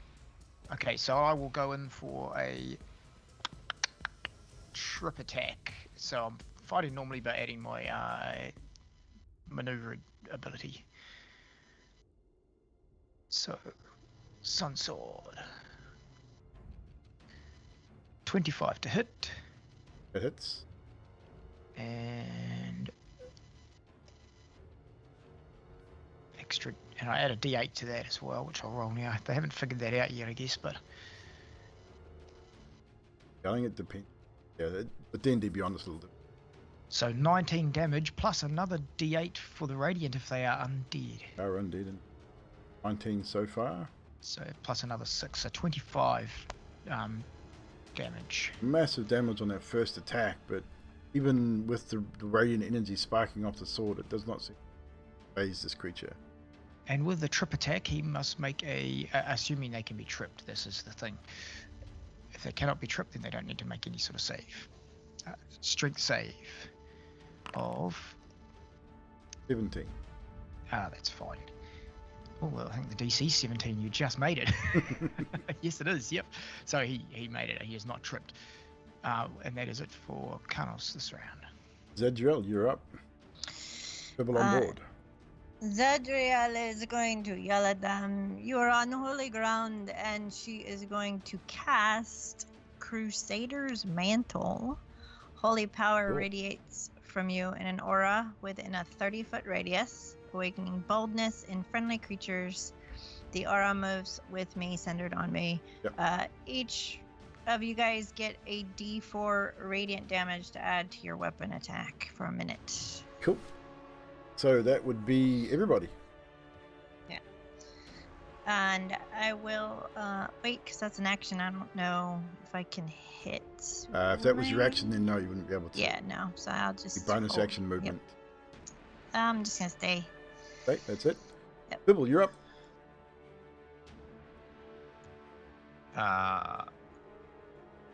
Would that affect the cannon? It says all friendly. So yeah. So it'd be everybody. So you hear Fibble say a couple of words, and then he starts to blur. So I just cast blur on myself. No worries. So anyone that attacks me has disadvantage unless they are immune to unless they got immunity to that. Oh no, they're immune to it if they don't rely on sight, such as blind sight, or can see through illusions. Cool. And that's it. That's it for you. Next up is this guy here. He is now focused on Karnos, wielder of the Sun Sword. As you hit him, he turned and faced you, and screeches right in your face, his eyes blazing, well, where his eyes would be. Need a wisdom save, Karnos, please. Ooh, a wisdom save. Don't forget to add a +5. Have a +5 because you're within 15 feet of Adriel. Oh, okay. I thought she might have cancelled that aura with the other thing she did. Natural aura, it stays it's up natural. all the time. Oh, cool. Wisdom save +5. Well, that's looking pretty good. So That's 21. That's a save. Not, however, stop him from pummeling you.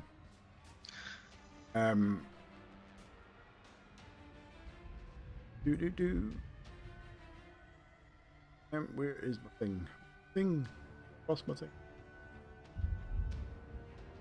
So did Karnos. So did Karnos. so just about beat me. Got you guys. I wonder how many people type that in chat. I think I'll have a look. Oh, no one. You didn't give him a chance to. Oh shit. He then, as he turns and faces you, raises a hand, and as he raises his hand up, you see a blade appear and extend from his hand. Spectral blade. 14 to hit. Karnos' shield deflects the weapon. Yeah, it's a miss. That won't be a 4, actually. No, Oh, it will there be. you go. That is a 14 to hit. He might. Now, because he has missed, I can riposte. Does he have another attack first? He does. Okay, I'll let him do a second attack, but I will riposte that. 22 is. 22 hits. That'll be a 13 slashing damage. 13, and then I shall make my riposte. Can riposte. I will riposte. So, single attack action. That is beautiful. 25 to hit. That'll hit. With the Sun Sword doing extra radiant damage and extra radiant damage from Yanti. From 1d4 extra on top of that as well. So that's 9 plus my d8 plus my d4. Math. 13 total radiant damage. 13 damage. It takes it and doesn't seem to be worried by it in the slightest. Ooh. Skathis, you are now up. Sorry, when you say it takes it and isn't worried by it, doesn't seem to be taking any damage. It's taking the damage. It just doesn't care. Okay. It's not like it's crying out in pain or even registering that it's being hit. It's just taking it. That you're hitting it and doing damage. It takes it. Doesn't mind. That's cool. I was just making sure I wasn't doing no damage. Skathis, you're up. Yeah, hang on. Trying to find something. You got 6 seconds. I can't do anything anyway. No, you can't. You're paralyzed, so you can't do anything. Exactly. I forgot. That's what I'm looking for. You possibly may have check if you got stillness.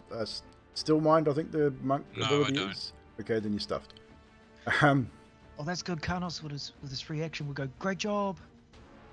It's Skathis. So you are paralyzed, Skathis. That is you. You can't do anything. Don't even get to make the save. I have stillness of mind, but it's charmed or frightened. Yes, you're correct. It's still which will have no effect on this because this is a paralyzation. Exactly. So you are stuck that way for now. This guy's turn. It's Zadriel. He's not going to bother with the wisdom save. Just attack. 11 to hit. That'll miss. 17 to hit. Misses. That misses. Oh, you are 18. Yeah. Just misses. It stays there looking at you. smashes down on your shield and on your armor. It just doesn't seem to worry you. Back to the top of the initiative order. Emilia. Would I be able to tell that Scathus is paralyzed? He Or would I hasn't. have Yeah, to- I would say so. He hasn't moved. Like he got struck and he just hasn't moved and he stayed in that same position. Okay, I'm going to move into the chapel. Move into the chapel. And then I am going to, where the heck it is, use Lesser Restoration on Scathus. Now, Lesser Restoration does what exactly? Is it one effect? You touch a creature and can end either one disease or one condition affecting it. Cool. The condition can be blinded, deafened, paralyzed, or poisoned. Cool. So with that, you cast Lesser Restoration on Scathus, and Scathus, your muscles release. You're able to move once more, but you are now frightened. Walk up behind him and stroke his tail. Cast it on. So I'm frightened now, am I? You are now frightened, yes. That's why you're frightened. Because somebody's stroking his tail. Not particularly of okay. that. You are frightened, and the source of your fear is standing right in front of you, screeching in your face. And it's not my turn, so No, I it's can't not. do anything. Exactly. So, Emilia, is that your turn? I need to move to there. Cool. Still sort of behind a pillar. Adok, is now your turn. Great. His little cannon walks along to this pillar here, and then it takes a shot right at this guy. I can't target him. I don't know how to target him. Alt left click. Okay. Or you can ping it by just holding left. Yes, I can do that. So fire away. Natural Uh, 20. Okay. Look at that. Does 2 force damage. Woohoo! Plus radiant. Yeah, Plus D4 radiant as well. Yeah, how do you roll? How do you deal with your? Do you just roll 2? It Yeah, should have done it already. because that's its a. Yeah, That's its just- standard. Just maximize whatever damage you normally roll, and roll again. So whatever the base damage of your Eldritch Cannon is, maximize that, and then roll another of the same dice. Which is 2d8. That'll be 16 plus whatever you roll. Okay. And it gets pushed back 5 feet as well. Oh fuck! Where's the 8? There's no save to that. Nope. It gets pushed back. So another 2d8. So 16. So 26, and I rolled a 1 on the radiant. Rolled a 1 on the radiant. So, Oh, cool. so 27 altogether. Force damage. He's starting to look a little rough, this guy. But still doesn't seem overly phased. And you say he's pushed back 5 feet? Yep. That will push him into there, giving Scathus and Zadriel attacks of opportunity as he is shoved backwards out of your melee range. I'm gonna miss with a 9. Zadriel misses with a 9. Scathus, it's your attack, but it'll be at disadvantage. I'm frightened of it. Still see you.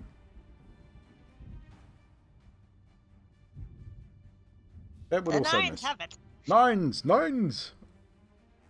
So that is your turn, Adok? Or was that was just a cannon? That's my so- bonus action. Yeah, That's that my was just cannon. cannon. That's my cannon. Then Adok's going to move around the pillar. Around about here. Fuck. I can't move my dude. That's Scathus. That's probably why I can't move him. And then he is going to pull out a bit of spider web from his component pouch and cast a web. It's a 20-foot cube in this square here. So between the pillars, it's a 20-foot cube. So you get 20-foot cube in the pillars. Yep. Right where I pinged. Massive. Oops, shit. and everyone in that cube needs to do a dex save. You're centering it on. Where'd you say you're centering it? Ping it again. So, just like around here. Yeah. That's pretty much going to be everybody. If I can draw a line so it goes this way and then out, sort of thing. It's a cube, so it's a square. Yeah. But not towards Emily or Escape. It's like starting from this way and then back. If that makes sense. I don't know where this way is. Oh, you can't see my thing. So starting from the column, like right to the left, and then going back. Still don't understand. So see where that guy is, and then the cube goes back from that guy towards Zadriel, not towards Emilia. There. Yep. Right. Cool. But a little bit ahead, not on me. That's where it had. That's the size of it. I can't really move it any further. You can't move it up. I can move it up to the wall, which gets that's what I Fibble mean. as well. Yeah. Not very good to your friends, are you? Mean bastard. Right. Dex save. Dex saves from those affected by the purple square. Yeah. And what's the DC? 15. Right, we got that out of the way. So, where are my Good creatures? 21 for me. Alice to 16 for me. 23. Ribbon that gets a 6. The other one needs to be the same. 12, so they both fail. 26 for me. That one fails, that one fails. They are now restrained as well, and the people that pass the dex save are not restrained. They can move freely. I get it. Make it for this dude. 20 on that one. That one yeah. succeeded. The one that has Bane needs to roll a d4 and mark it off as He well. failed anyway. Okay, cool. That's the one with Bane. So they're both restrained, you say? Yep, they're both restrained. Any creature that starts its turn or ends its turn in the web needs to make a dex saving throw again. Cool. That's his turn. Turn. So this one, make the dex save again. Is it just because it starts its turn, yeah? That one failed this time. So they're all restrained. What does the restrained can do? Stops them from. I believe they also can't take actions either because they're restrained. It's different to grappled. Casting weave on. Well, I suppose. Want to double check for me, please? It's on D&D Beyond, and you can. Have to. So attack rolls against a creature have advantage. The speed becomes 0. The creature has disadvantage on dex saving throws, and the creature's attack rolls have disadvantage. Pretty sure it was this. Yeah. So dex saving throws disadvantage, attack rolls disadvantage, and they can't move. Cool. And attacks So, against them have advantage. so this guy is going to continue wailing on Scathus. Advantage. Do.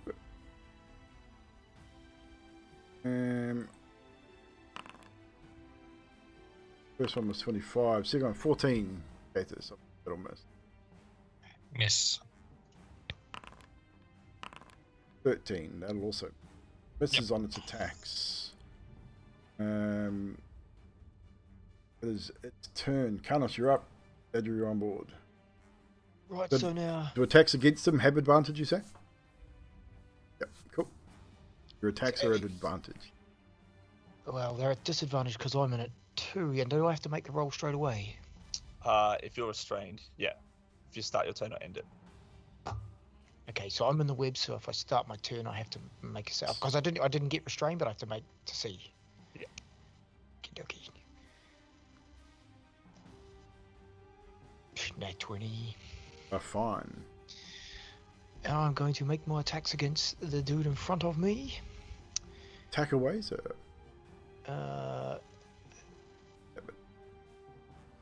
So, strike number 1. 20 to hit. That'll hit. And an extra d8 radiant damage on top of that. Or as well. And a D4 on top of that. 21 radiant damage as I strike through his waist. 21 radiant damage. Skadoosh. It's starting to look a little bloody. And this time I'm making a swing for its head for my second attack. 27 to hit. 27 to hit. That also hits. Same damage. Plus a D8, plus a D4. 14 total radiant damage as I strike him through the head area. 14 damage. Again, double attack. Sunsword arcing with each attack. That your turn, cunt. How's he looking? Bloody. Still there, still hanging on. Bloody, ghost bloody. I am going to activate my... What the hell that fucking thing's called? Limited use, there it is. I'm going to Second Wind. No, I tell a lie, Action Surge, that's the one. And make my Double attacks again. again. Striking high for the head. 14 to hit. Oh, do I get anything from an aura for that or not? Is that just for saves? This is for saves. +5 for your save. So that will hit. Okay. As they screech out and you... Oh no, D&D Beyond has shit its pants. Oh no! So D8, luckily I know what I'm rolling. 8. So 11 plus a D4 and another D8. 6, 7, 8, 9, 20, 22 radiant damage for that 22 hit. radiant damage. That was a big attack and it took huge damage. Starting to look a little worse for wear now. Last attack there. Come on, baby. 17 plus... It's a lot. And... Oh, another big damage. 8, 19, 11, 12, 13, 14, 15. 15 radiant damage as I strike diagonally through from shoulder to waist. Open up a large wound, splitting the armor. Like the armor just rings of chainmail. And it is not looking too healthy, this dude. Right. That's your turn.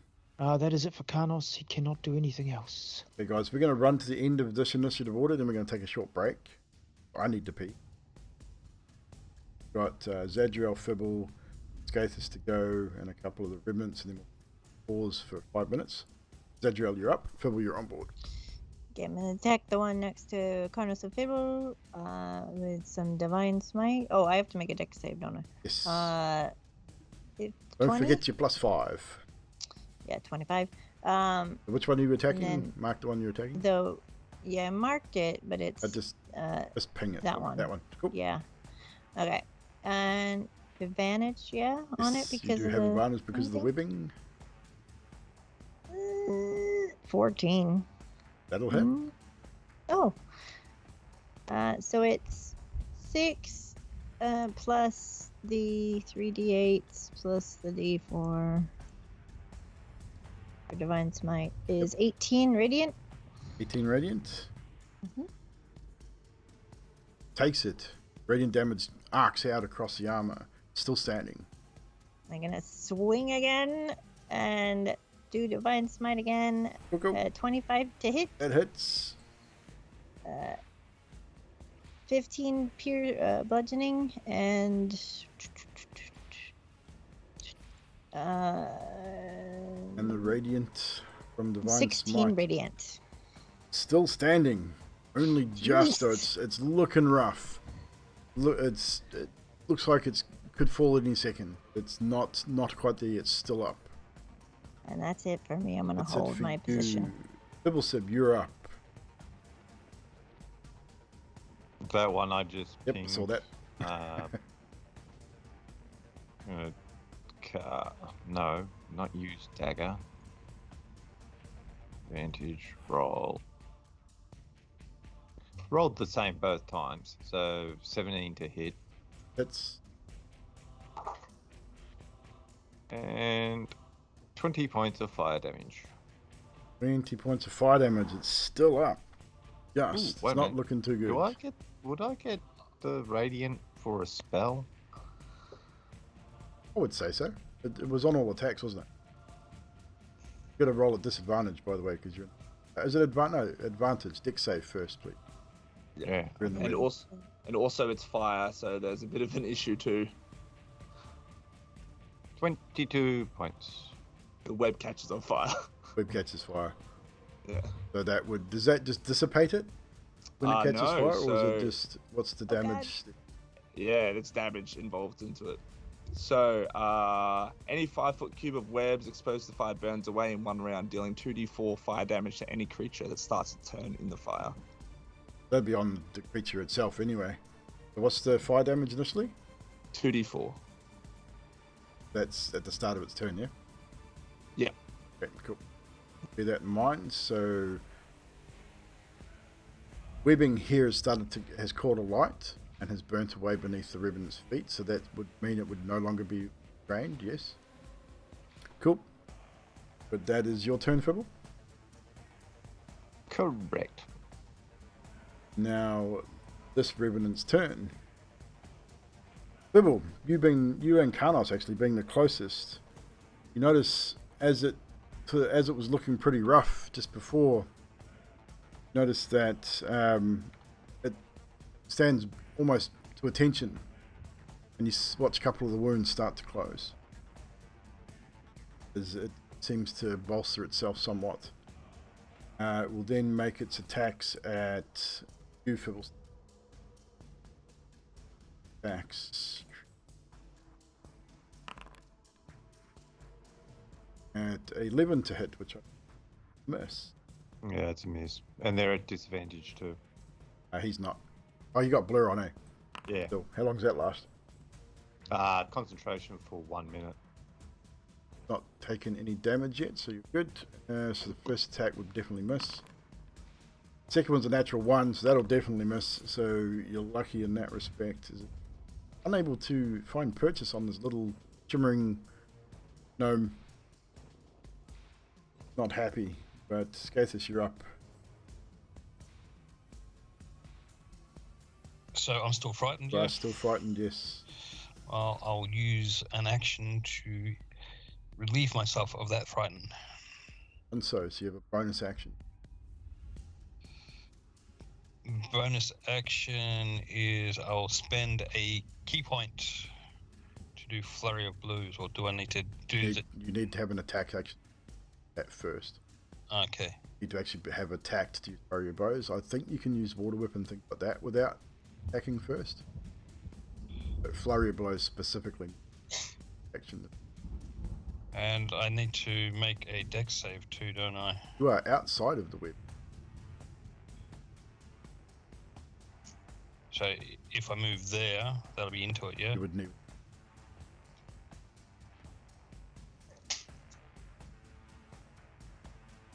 Actually, okay. Attacking that one with Water Whip. Okey-dokey. Back. That's two key points, yes? Yes.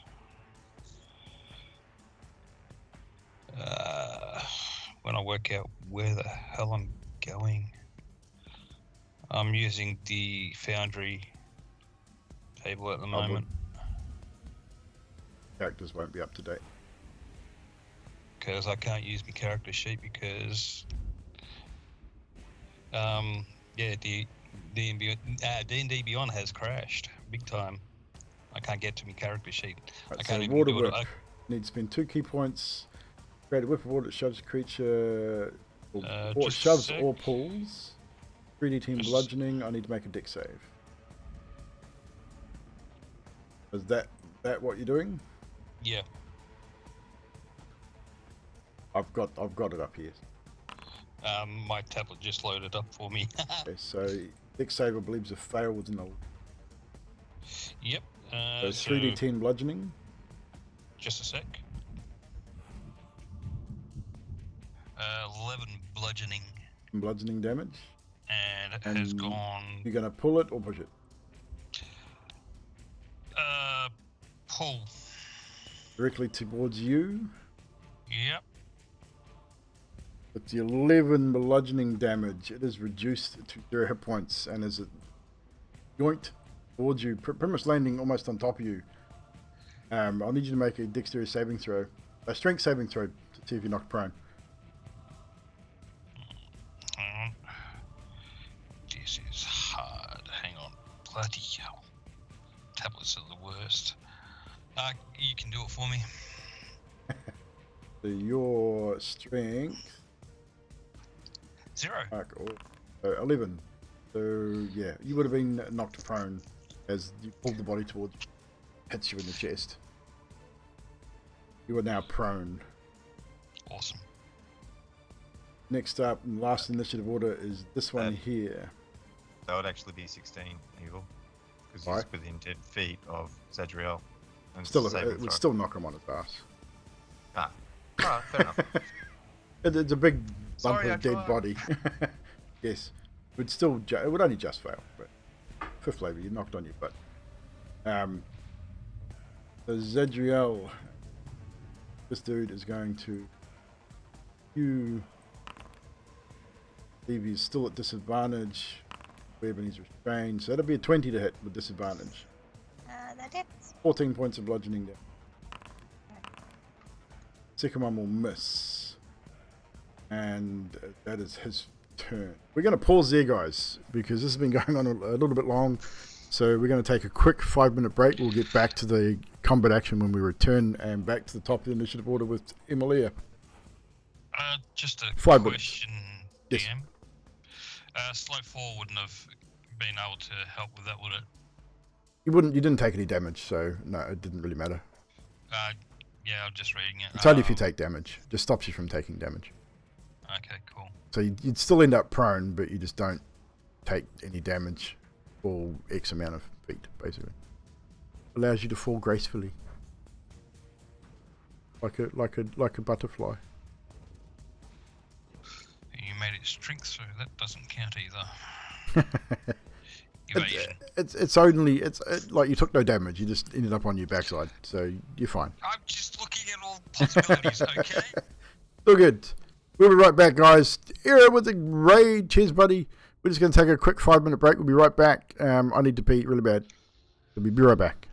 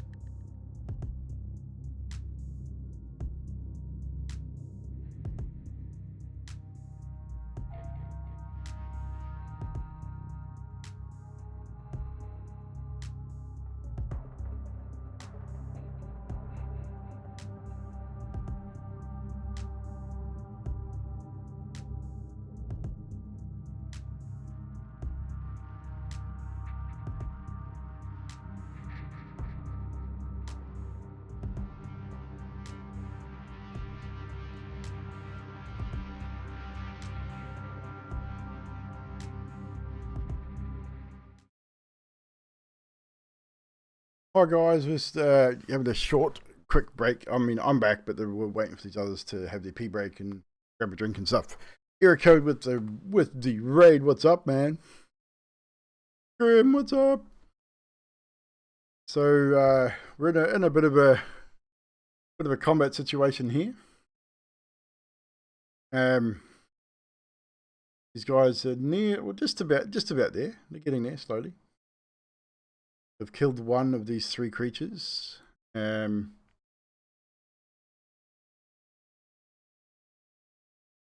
out why that cannon. Consciously.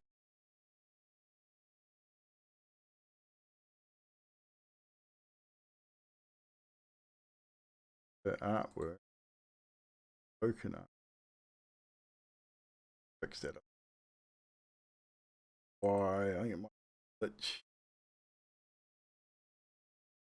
I had on.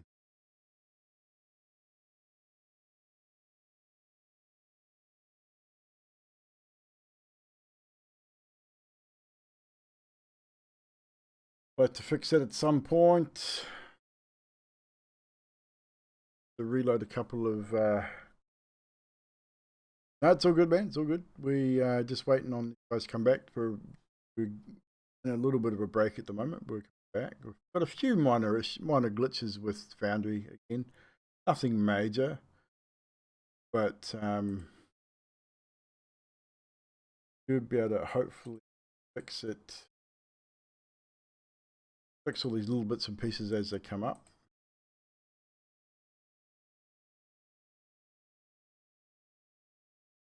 One of them's a mapping issue.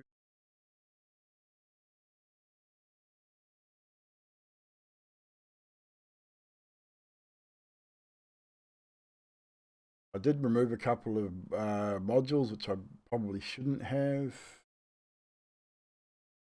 I removed one that I shouldn't have. It was one I wasn't supposed to remove.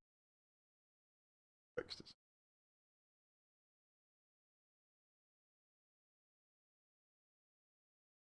Those addocs one.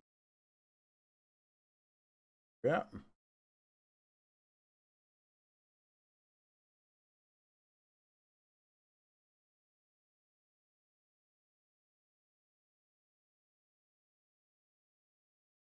It did, yeah. It looks like it's come back up again.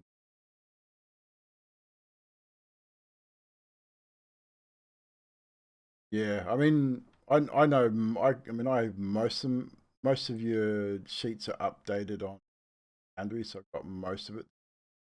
I was wondering why addoc stuff.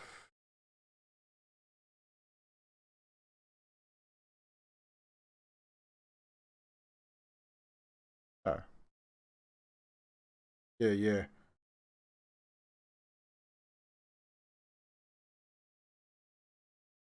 Yeah, well, it seems that addocs is now working.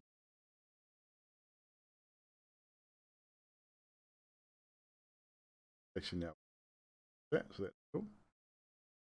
Fix that one. Yeah, I removed a couple of modules which I didn't think I needed, and then it turns out that they were running the flaming sphere and things like that, so I have to put it back in. Although it's not a big issue, I can create a token for flaming sphere and stuff, but it was kind of cool to have the light and stuff. Yes, it did.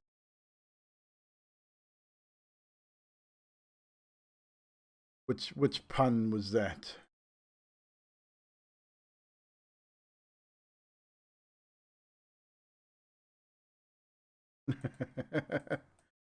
Wah wah wah. I don't know why your token showing your cannon token showing is unconscious. I have to recreate it because it's not. For some reason it's just not. But it says it's unconscious though, and I can't get rid of it. Oh well, I'll redo the cannon.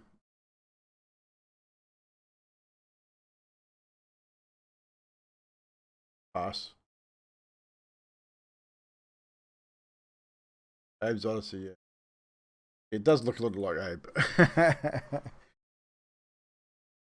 Yeah, yeah. Yeah, and I'll recreate it with a new token and stuff at some point. Yeah. What's probably happened is it was made unconscious during that last encounter, and it was for some reason not said it wouldn't take it. Yeah, it is what it is. I'll fix it. Anywho.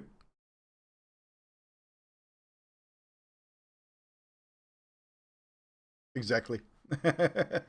Right, so now that everyone's back, we will get back into the initiative order. So Emilia, you are up. It is your turn.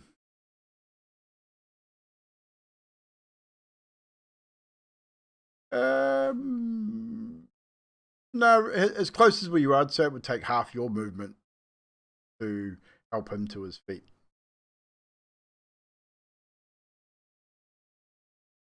Yep.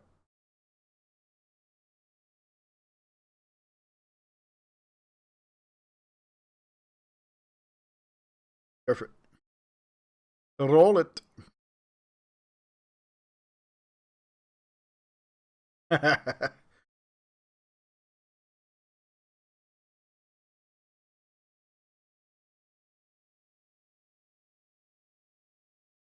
"15 healing damage to you, Skathis."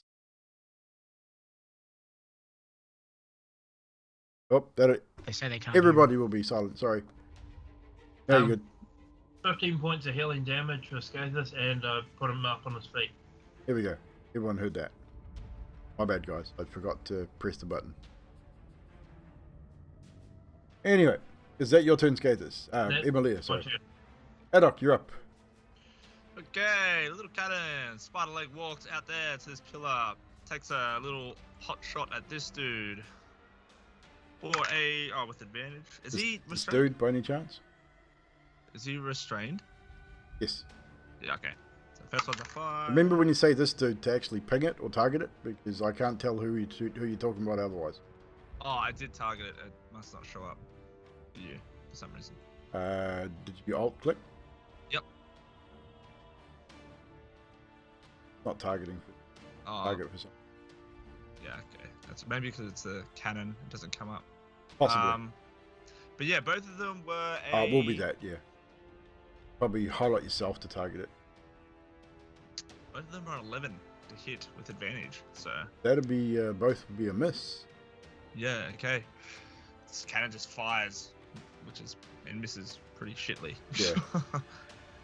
And then Adok would just call out to everyone and just say, "Funnel strat, we should get back to the doors." Thanos, you're up. Zadriel on board. Castle callback. I would try, but I am stuck in sticky stuff, I believe. Even though I'm not actually stuck in sticky stuff. But I'm about to roll for it. We're about to roll for it. Does the fire spread, or does it just get that 5 foot square? I'm gonna leave it up to you. Like, that's your, yeah. Well, your roll call. me a d6, Adok.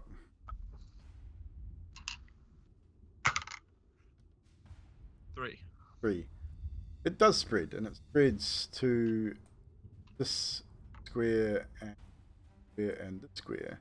Burning, so you're no longer restrained, so you don't have to make the dex save, but you take 2d4 fire damage. Okay. Good, I wasn't restrained, but that's good. I'll roll the fire damage.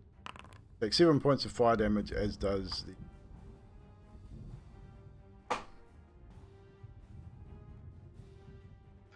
In the fire, now I can see this fire spreading, right? It's just burning away. It's not spreading so much as burning away the wet. Oh, right, okay. It's if I don't pose it see it as much of a danger, I'll carry on attacking. Yeah, once you take the damage, it seems to burn away and move.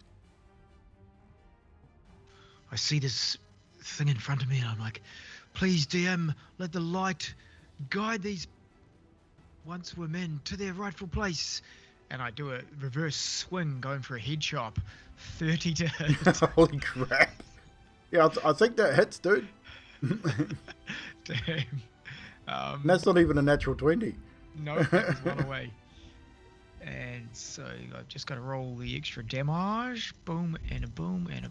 So 8 plus another 11. So that is 19... 19 radiant damage. That is exactly what you needed. You separate the head from the shoulders of this undead creature, and the head rolls and hits the ground like you would think as a normal creature would, but then the body slowly dissipates and disappears.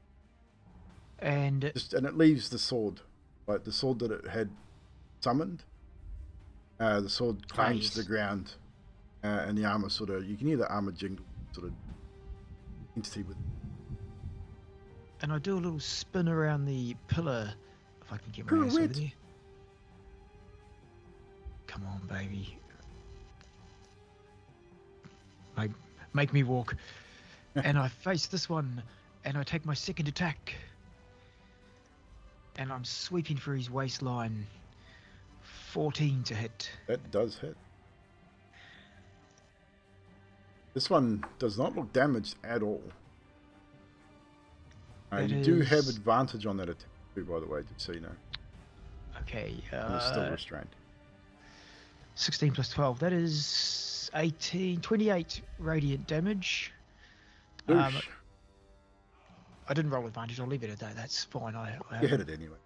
Yeah, no problemo. And with that, Karnos calls out, "Everyone good? Just the one to go. Not seen much in the way of showing them the light." And that's it for him. Gonna leave it at it is. So it is now Zedriel's turn. You need to make a dexterity saving throw as your Oh, thing. that one. You are restrained. Your attacks are advantage, but you have advantage on this. Is the other dude's restrained, so it'll be a straight roll. Okay. I'm gonna try and divine smite. Ooh, nat 20. 28. Woohoo! So So maximize your warhammer, and then roll the damage for your warhammer, and then add. I think it does it for you now in D&D Beyond, right? Because it says 21. Critical hit. Oh, it does too. It has done it. Yes, I Nice. did. I think you can. I think what it does is just rolls, double rolls though. It rolls double. Yeah. Well, I mean, So it's, it if you would want have to run, been if you want 32 plus a normal. Yeah. I'll roll a normal D8. the 2d8s, 16 plus 8, 32 plus 32 4. plus 4, 36, Yeah, and your regular divine damage. smite. And it's gonna be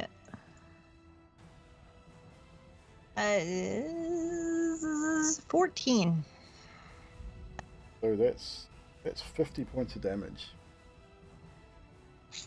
Crash down on the shoulder of this creature, and you would swear that you would hear bones break if it had any. Second attack. Oof. This is just gonna be a regular one. And just a straight roll. Or 23 It to still hit, hits, not and 12. 12 points. It takes it like a champ. See it starting to hurt.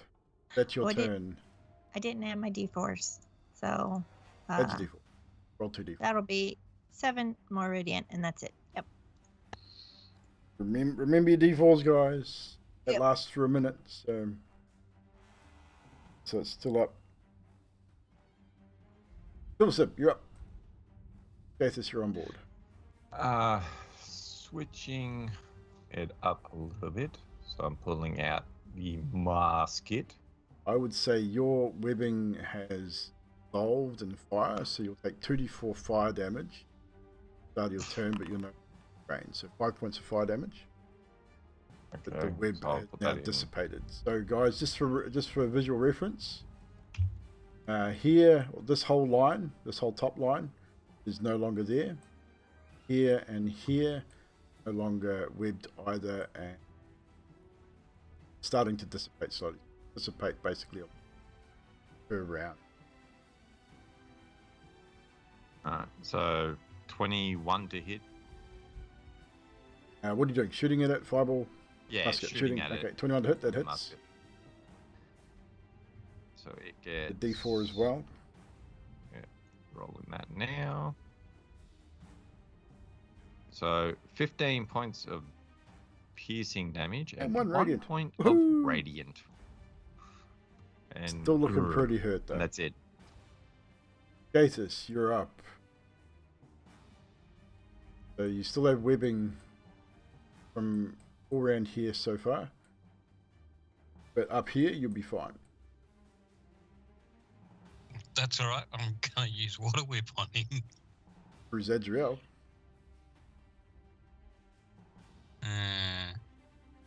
Oh, that sucks then, doesn't it?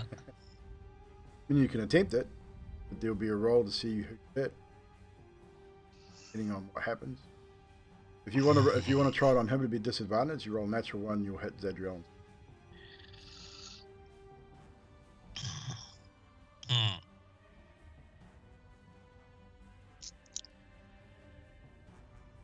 Yeah, I won't try that then. Or disadvantage. No, I'm moving. I've decided not to go with it. Probably a wise choice.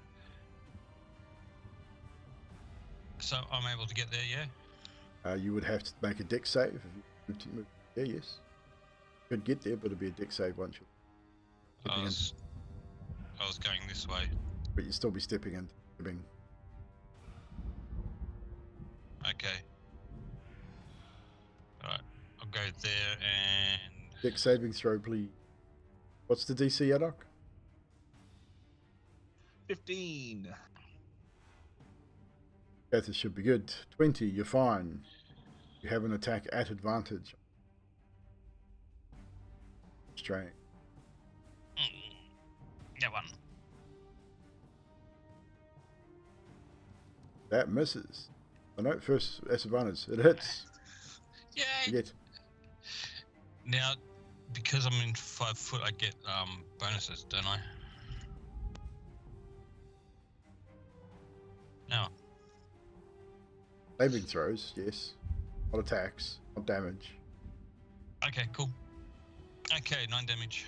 9 points of bludgeoning damage. You do get the 1d4 radiant damage everyone got. Add a d4 to that to 9. Alright, so we'll do that. Cool. 4 points. Then your second attack. So advantage was 22. Hits. Damage. 9 9 points. plus 2. Plus 2. 11 points of damage. Skatus, how do you want to do this? Beating the final creatures. Going for a lunge punch and using the force of my movement towards him, I punch it towards Karnos. So as Skater steps forward, blast of the webbing starts to burn away. The rest of you can step out of it without taking any damage. Karnos lunges forward with a straight punch, striking the creature in the chest, sending him backwards towards you, Karnos. As it, I need you to make a strength saving throw, please. Sends it into you. Can I see this happening? Yes, you can. Misty Step. Where do you Misty Step to? To the altar front. Percentage dice, please. Yep. 50-50 chance. Poor old Karnos, he just thinks he's getting out of the way. Actually, sorry, I am wrong. 75%. Oh, it's gone up. You've done another day. 26. Yeah, that would be a failure. As Karnos moves out of the way, the remnant hits the ground and then slowly dissipates like the others. Karnos, the rest of you see Skathis, you see Karnos appear over by the altar, and as before, Just standing there, unmoving. And you are now out of initiative combat. I'd like to think it's a split second that I've just appeared there. I don't think they would know right off the bat. Not off the bat. I mean, you just cool. You just know that he's appeared away from whatever you were trying. Whether you were attempting that on purpose to knock it into him or not, but yeah, I'm going to remove your cannon too, Adok. I need to fix that. Okay. So just you've got it. So. Yeah. So we're now in this chapel. The one window broken here, allowing the fog to seep in from the outside. Still hear the distant thunder rolling. Light rain is falling. And all seems quiet once. Just as a known Adok would just set fire to the rest of the web. Yep. Zadriel will investigate the altar. And I walk up and tap Karnos on the knee and go, "Very good, Karnos," and cast Lesser Restoration on him as well. Yeah, I think you would realise what's happened by now. So, Since he's done it once before too. I mean, you probably walked over there, looked at him, and gone, "Ah, crap." So your paralysation ends, Karnos. Your muscles free up. I look over Karnos or around Karnos and could have left him a little longer. Jeez. Carlos can still hear. Yes, I know. his ears aren't paralyzed. Zadriel, investigation, please. I'm assisting. No, you're not. You don't need to. Okay. 9. The Yeah, I don't see the altar is pretty bare. This place has been long abandoned. A few old parchments that have worn and moth-eaten. Adok, roll a wisdom save for me. Bring up those stairs. 5. Okay. From the top of the comes back stairs, down. you hear nothing. No, I'm just kidding. Yeah, no. But you don't really want to proceed any further because it's way too dark.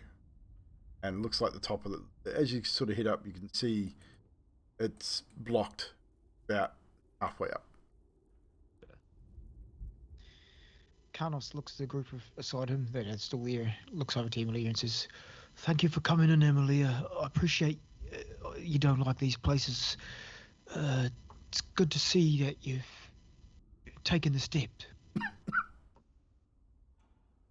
So what you do notice as you're standing in here, Dadriel probably more so than anything, the front of the altar has that symbol of the rising sun, which is a symbol you know as the morning. Seen it before. People talked about it in Vallaki. People at Booking of, and so obviously looking at this chapel, you get the impression that Argynboss, the Silver Dragon, and the Order of the Silver Dragon followed teaching. DM, is that candles or candelabra each side of the... Yes, it is. Zadriel, do you think maybe show them the light? Maybe we light these candles? Oh, I thought it meant radiant. So did I. Does anyone have a match or anything? I have my tinderbox. I think a few of us have them. I am a match. Anyone just hear that door? No. That was just me locking a door that should have been locked. Sorry.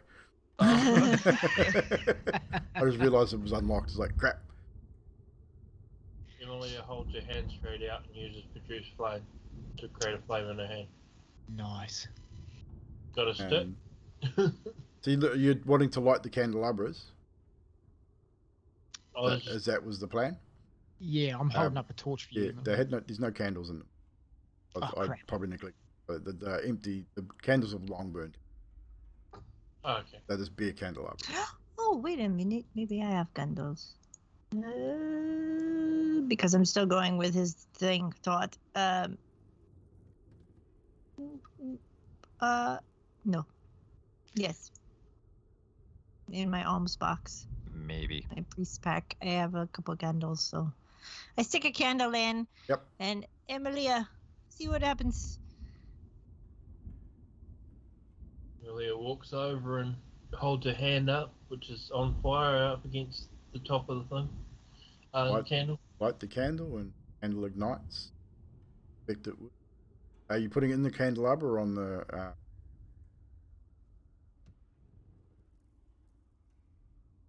Oh, is there candle holders on the altar? Are there candle holders on the altar? Then yeah, I'll do. There is, Let's do altar. Let's do altar. Put the candle down on the altar. It's lit, emitting a small flickering glow as a candle would. Nothing.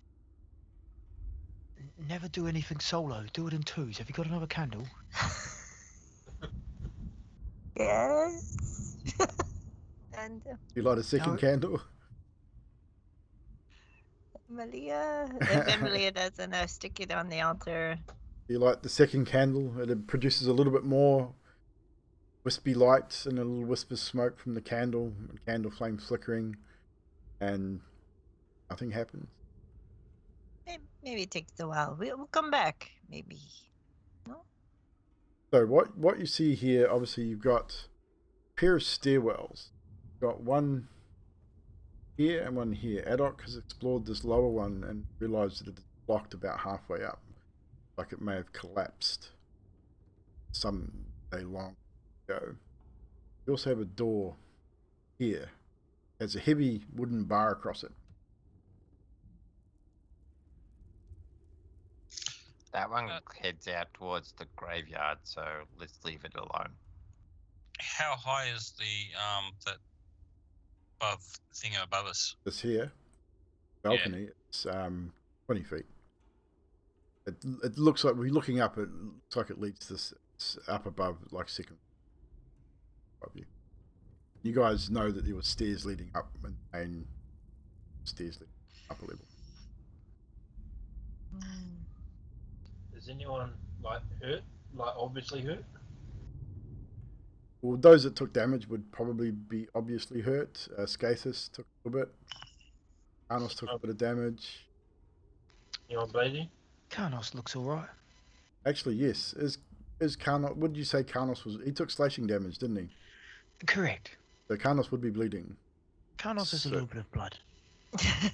So, looking at your approximation, wisdom save, please. While she's doing that, Karnos is kneeling down in front of the altar and just saying some quiet prayers to DM to himself. Actually, if anyone's bleeding, you'd probably need to make. I'm 49 out of 76, so. So there'd be a little bit of blood around it. So remember, you're at your -3. Oh no, 25. No, sorry, shit, 24. That with the -3, That's with the -3. pretty good. 19 plus 8 -3. Pretty good. You smell it. Definitely smell Karnos. 100%. That human blood is just the best. The smell of the human blood is just intoxicating. Smell now the blood of others as well. Doesn't smell as good, but it's definitely there. You're able to control yourself, but you know it's just it's that smell is just almost like a fine wine. And Emilia's like, Carlos, you're hurt. Let me help you with that. She's gonna cruise around next to you. She's gonna wrap her arms around your waist and start licking your wound. Are you serious? She's starting to lick the wound? Is that what Emily's going to do? Attempt to lick his wound? Yep. And How does Karnos react? I pull out the... Oh, I'll let her finish your sentence, Emily. What are you going to say, Drax? I screwed up my bloody thing before as well. I rolled the wrong dice on the cure wounds. It's 4d8, not 4d4. All good. Bummer. And then I'm going to cast Cure Wounds on him as well. 6 and 7 and... So as she grips around your waist, it leans in to lick your wounds. You do get the feeling of healing coming from her touch, but how does Karnos react to her leaning in that manner? Yes, 28. Nice. As soon as she touches him, it's not a hassle because he's used to that and he's fed her blood. But once she starts licking, he puts his hand on the hilt of the sword until he feels the healing, and then he holds that. I was about to light it up, but feeling the healing, I let it go. So, Emily, you'd probably notice, definitely. You're in close proximation, so you notice his initial flinch, and then slight hesitation, and probably backs a little. I say, are you good, Emilia? Are you good? After doing that, I say, so anyone else need healing? Anyone else? Everyone that's in close proximation would have seen what. Yeah, Zadriel would have had gripped her hammer, like, ready, but didn't do anything. Emily's got a big smile on her face. It was definitely obvious that she had no malicious intent. It was done in not a aggressive, I would imagine. I mean, unless that's what That wasn't what she's intending. That's what I was kind of just trying to get a free feed out of it. Emilia, I think Skathis is wounded too. How many hit points did you go down, Emilia? Did you lose any? I didn't lose any, but I had lost stuff from when they tested the sword on me in the morning. So how much were you down? I'm down with 20. So I'd say with the small amount of blood you were able to retrieve from Anos, take 5 hit points of heal from that small amount of blood. Mid. So Scathus, you hurt as well. I better come heal you too. I step back. Do not allow her to touch you. Nope. Scathus openly recoils at your approach. Okay. If he was going to move, I was going to move myself into the square where he is. So he would definitely back away. I'd say he'd probably move back towards. Yeah. And probably right into the wall. I would imagine. Put you over there. But I'm not going to push it any further. Right. Fibble, what are you up to? Staring out the window and hearing, healing. I go, oh yeah, good idea, and I touch myself and cure wounds. Fibble touches himself. Scratching my balls and set off the spell by accident. Adok, anything else, Fibble? Staring out the window, do you roll a perception check?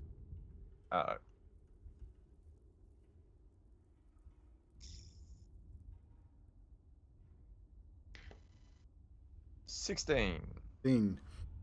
Just sort of look out the window. You sort of not movement, but something catches your eye, and you give the window a bit of a polish, and you can see a couple of graves that have definitely been either dug up or they're definitely empty.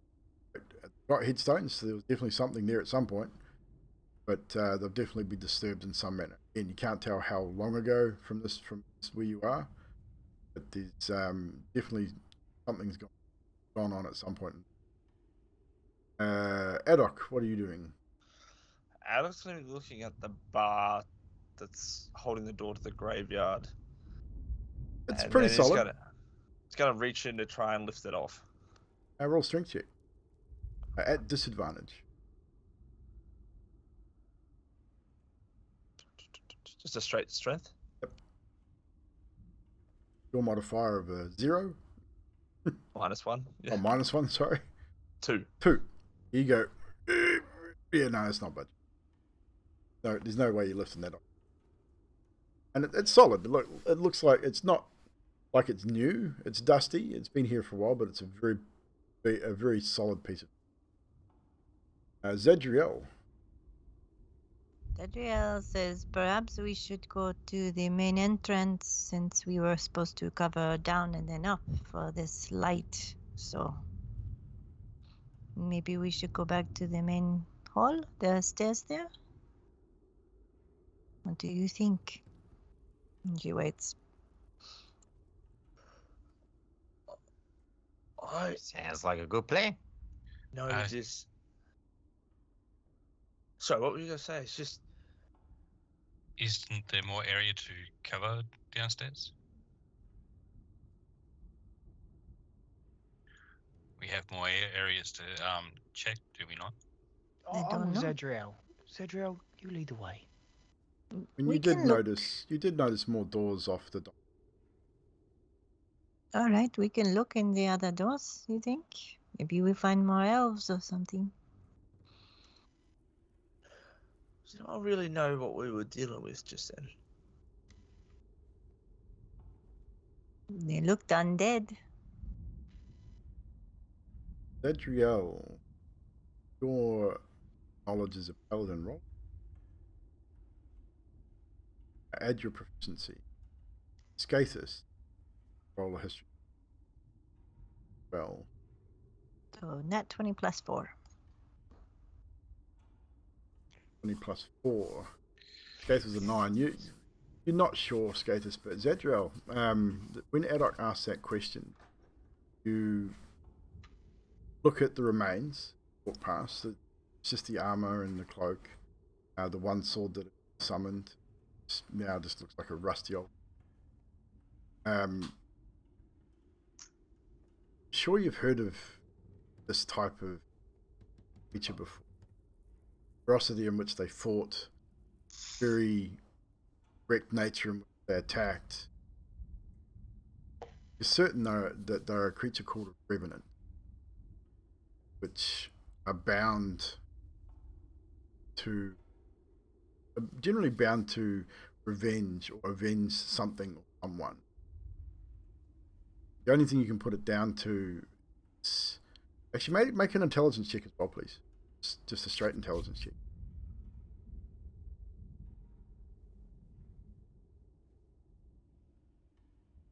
Meatballs. Nope, 3.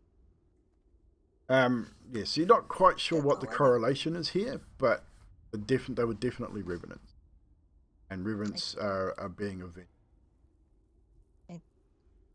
I tell the party about the revenants and how they are fueled by revenge.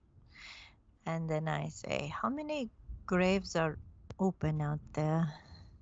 Well, I can see 4. Because there's 3 here. Or 2. it's 3 on that other window and 1 on this one. So 4. I did. I looked out the window and saw it. Saw out this window here. I saw and we out could see this too. window. And I saw out this window. No, you did. Yes, I did. No, you didn't. Yes, I did. Adok looked out that window, not you. No, I looked out this one. Up here. Which is in Didn't direct tell me. line. You got to tell me these things. If you're going to look I at was shit, you've got to there. tell me. Just because you're there doesn't mean you're looking at it. If you want to be involved in the RP, you have to tell the DM what you're doing. Well, I was there while they were talking about it. That That's doesn't why. mean anything. I can't read your mind. You got to tell me what you're doing, otherwise I don't know what you're doing. That simple. So, I am wondering if there are more upstairs, maybe? Or should we it's- go looking for the rest of the bottom half? It's Adam's gonna be talking as he's walking with everyone. If we're walking, he's just say, I was just thinking that, if you're lost, right, somebody else is supposed to show you the way. What's the first thing that you do? Call out? Yeah, but you call out for their name. Yeah, Maybe pray? No? pray. If someone was lost, you would just pray if you're trying to show them the way. Well, I don't know. I mean, if they're lost and want to know the way, you pray. I mean, they were praying at the altar, no?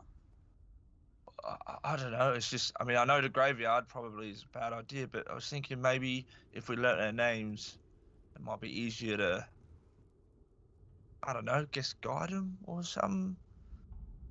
And also, we could probably get an understanding of how many we may have to deal with in here.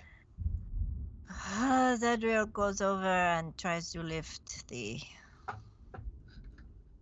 plank wooden thing. Bank wooden door bar. The wooden thingy bar? Who's you going to ask for assistance? You can try on your own. Carlos, Skatos, you want to help me, possibly? Do you agree with this?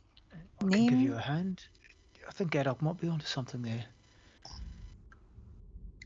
All right. And unfortunately, I'm weak. You are not weak, Skatos. You are special. I think he means, weak of mind. That's why I said special. All right. Dexterous. You are dexterous. Yeah, special. Ambidextrous. There you go.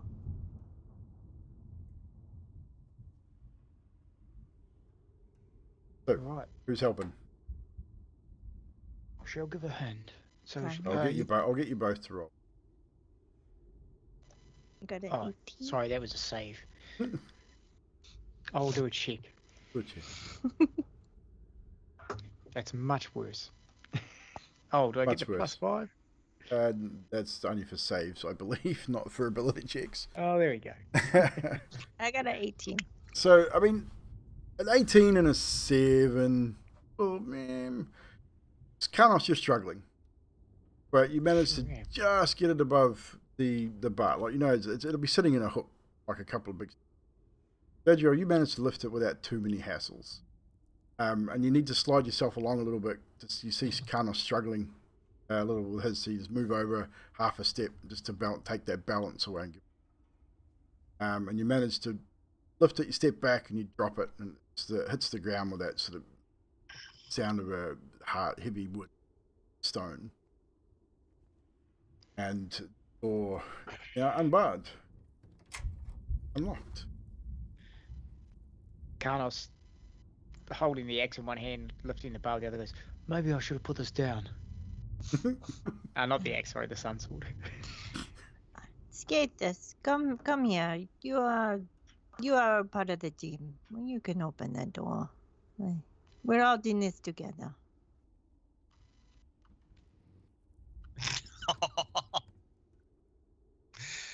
No, Everyone just move away from the door. Holy shit.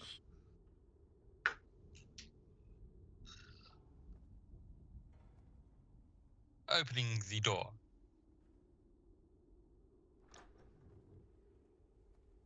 You open the door.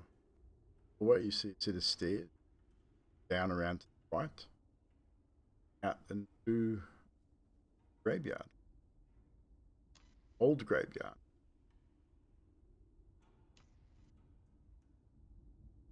I'm assuming skaters will go out first, so I'll follow. Yep. Yep.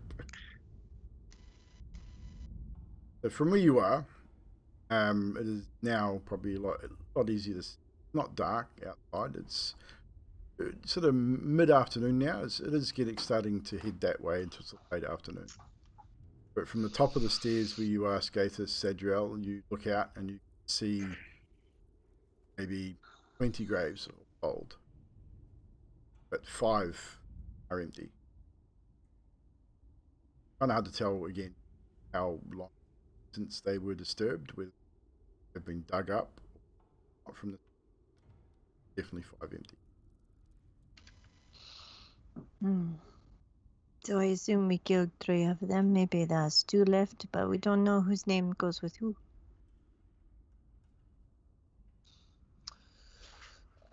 Adok would, at this point, kind of move forward and go look at one of the empty graves and try and see if we can find a name or something. Looking on the graves, these graves look like they're centuries old. Names of long worn off. Mere scratchings. Can't really discernible. I see a letter here and there, but nothing that. Right, well, there goes my theory. Oh well, might as well head back inside. There's a doorway over there. What you see over there, Zadriel, looks like it might be like a crypt mausoleum.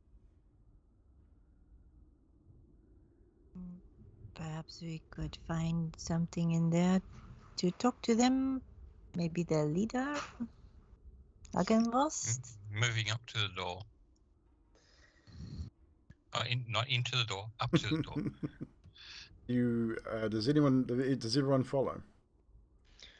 I'll follow. Carlos waits at the steps and just says, I recommend maybe just being a little careful here. We've stepped into the yard of the dead. Yeah, I kind of feel like Fibble had the right idea of maybe not going out here. I'd ask him, but he's nowhere to be seen. Oh, is that with us? Yeah, he's still in the kitchen room. Yeah, in the dining room. Oh. Emily is going to sit down on the landing where I am, sort of dangle her feet over the side if she's able to. I don't know if the stairs have got a banister or anything. No banister. Plain cobblestone step. Sweet. And on the edge. Doing, guys. Alright, Skate, let's go. You got this. I'm doing what now? Kill them with your words. Remember you said you had these powerful words and that's why you don't talk? Just go in there and say hello. You got this. I open the door. Don't have a light on you. No, I don't. It's Adriel's. Still got light up on you. Yeah, for an hour. So So I peer in from this side, looking up there. I'm going to move the other side now to peer down there. What you see is tarnished silver-plated dragons, or gargoyles shaped like dragon wormlings, stone-tiled roof. 8 foot tall, 4 foot wide marble door set into the southwest, engraved with a dragon body. That's what you see from the outside above the door. The interior of this mausoleum is dark and dusty. 4 empty alcoves with raised floor, bar wall. Is a verse written.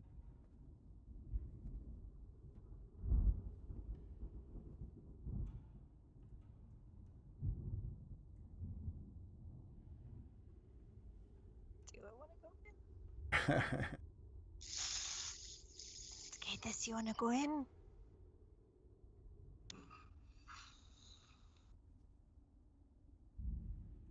Okay. I go in. And I follow that trail in too. No. No explosions. I'll come up to the door. Yeah, Adok will follow. Guys And are I'll really great. close the door. Did you seriously close the door? I'll take that as a no. Will you stop closing it? I'm trying to get in. Scafus, if you guys end up dead, it's gonna be your own fault. That's what I was trying to tell him before.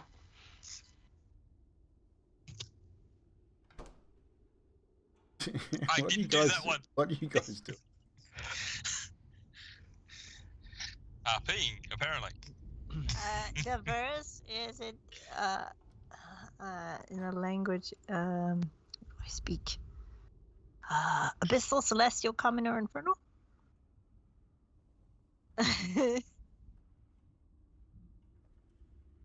Something? Is it goblin or common, perchance? And see for yourselves. Those that can read it will be able to read it. Those cannot, that is what you'll see. Awesome. No idea. This is no. I mean, no. Obviously, because Karnos is outside, he will not be able to see it, nor those 3 of you inside the mausoleum. That is what you see on the. Carnos, Yes, ma'am. you speak other languages or something? There's something in here written. Oh yeah, I speak heaps of other languages. Common Not and bullshit. Gnomish. Oh. That No. was that a stab? No, It's it was an insult, but there is a verse in here. And I can- Centriel, do you know if Fibble speaks other languages? Evil. I go get him. Hang on.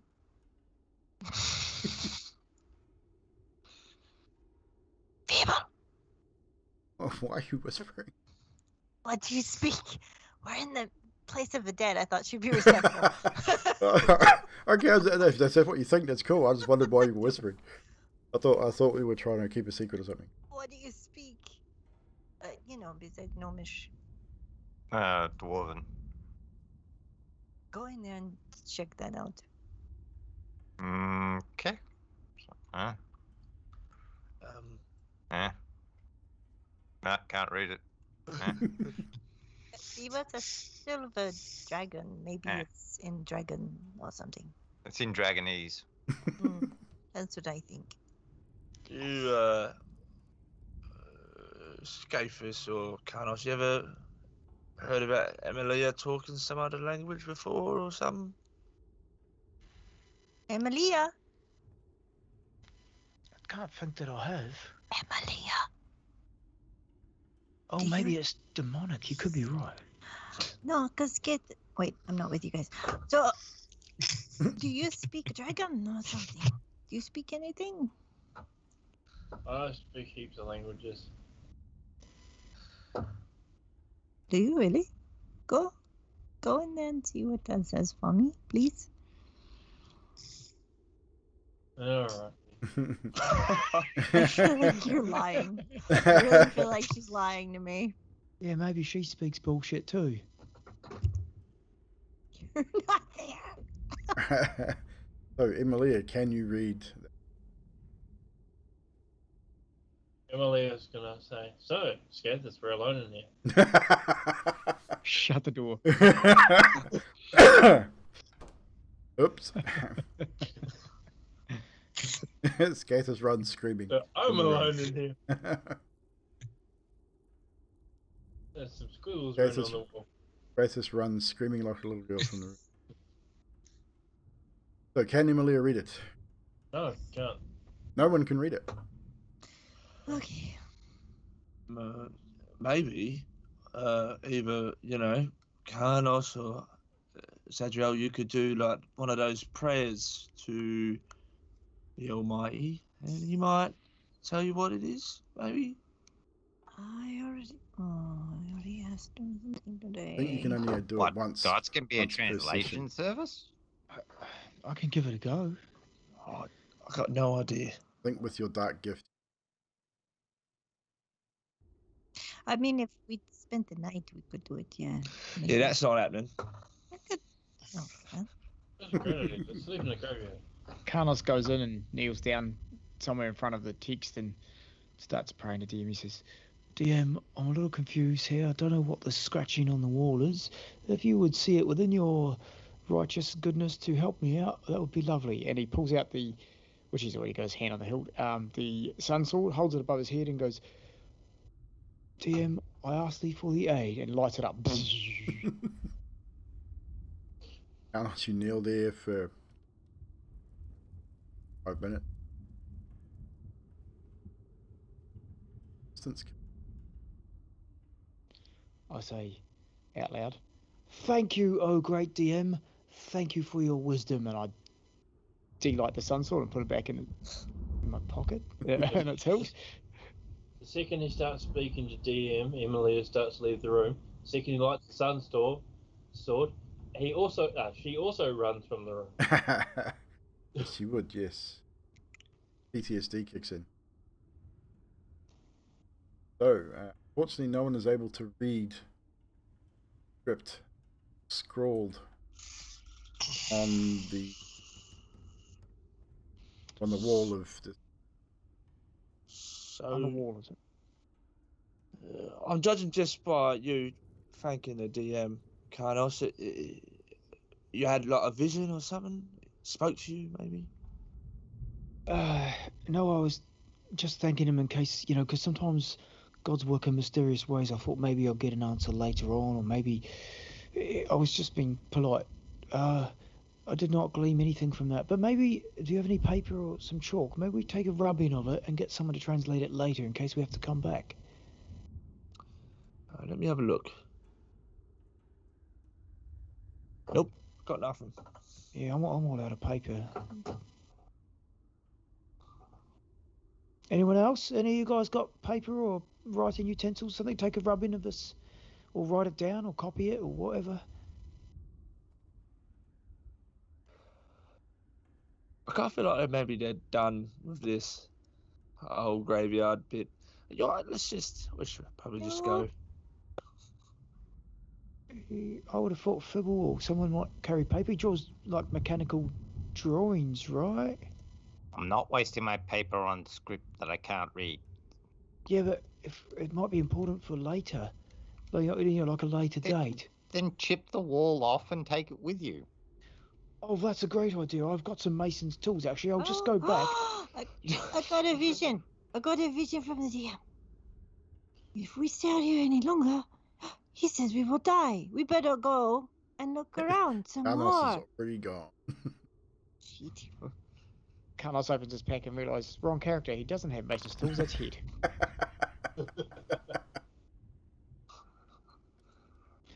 Turns out I don't have any mason's tools in my bag. Zadriel's going inside to the... Have you still got the sun sword out, Thanos? Yes, I will keep the sun sword within my hands. That's why up like a Christmas tree. Malia backs away from you. Oh, come on, Emilia, don't be a pussy. It's just a sword. Well, it's a rather dangerous to everything like Strahd's sword, but it's a sword. I won't hurt you. Emily goes, closes the door, and then goes back in. Hey, Emilia, as you're heading back up to, suddenly feel like someone or something is watching you. Looking up towards the upper floor. See a well-dressed man, thick mane of thistledown hair, observing you by a towel. Draws the curtain and Okay then.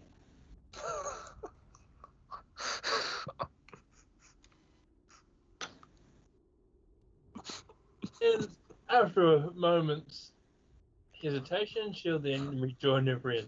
Yeah, okay. And that is who we'll call tonight's session.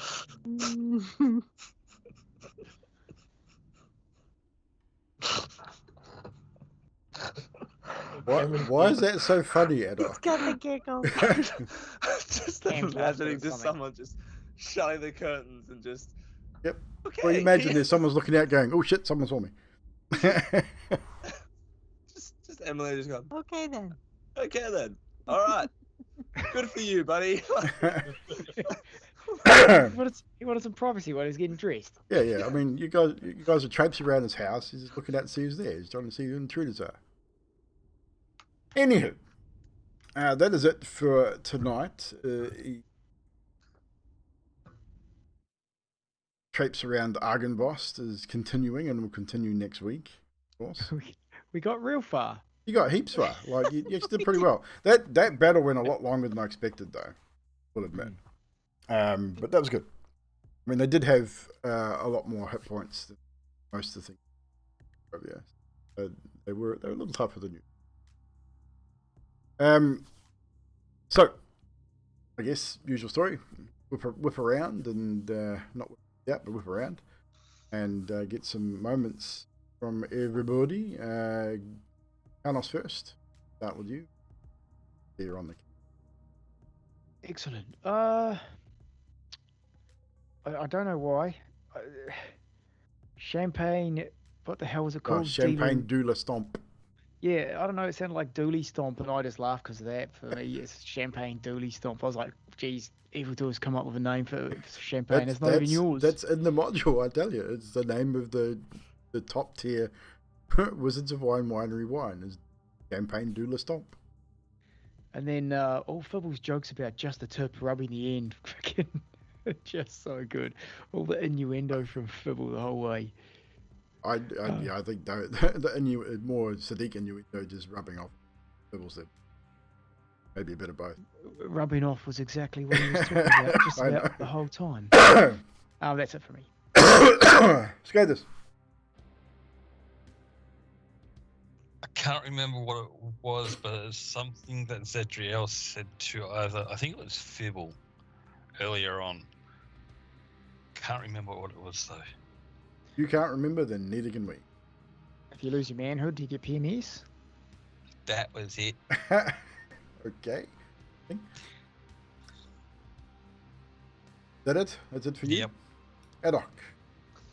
Throughout the session, I kind of enjoyed the little bit of tension between Karnos and Skaithis throughout the entirety of the session. I thought the little sort of dick measuring contest was quite amusing to watch. But there was also a moment with Zadriel which I thoroughly enjoyed, where Skaithis and Fibble and Adok walked into the thing with the Revenants. It went south. It was screaming. Adok walked out, shut the doors, and then Zadriel was like, she said something along the lines of, "Fuck this.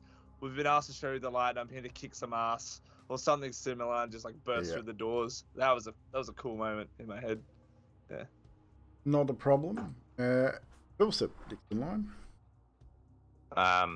Everyone keeps on stealing the things that I liked about the show, so it sucks. But yeah, the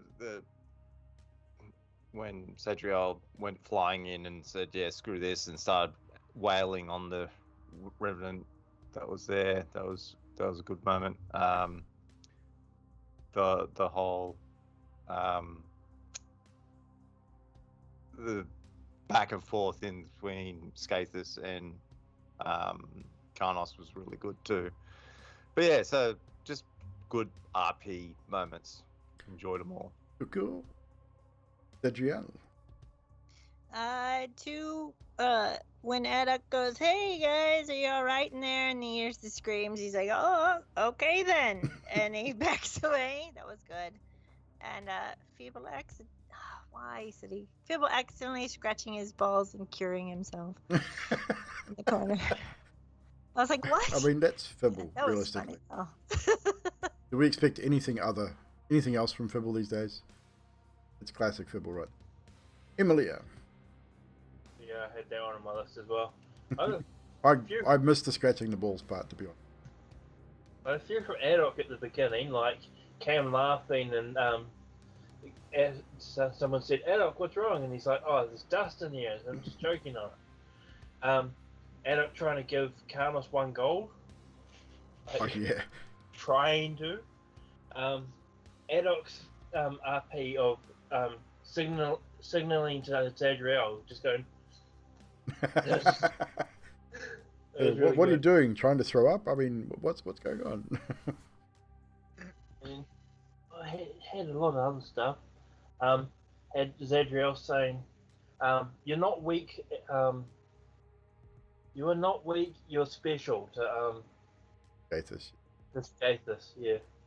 And then the man in the window is just funny because it's Cam's reaction. I think that made it funny. It wasn't supposed to be funny. It was supposed to be kind of a creepy, dark moment, but Cam just lost his shit. But yeah, again, I mean, I'm not going to single out any one moment. I think you guys said it all tonight. RP is great as usual. I don't think we even really have to worry about that so much anymore. Everyone plays their characters very, very well.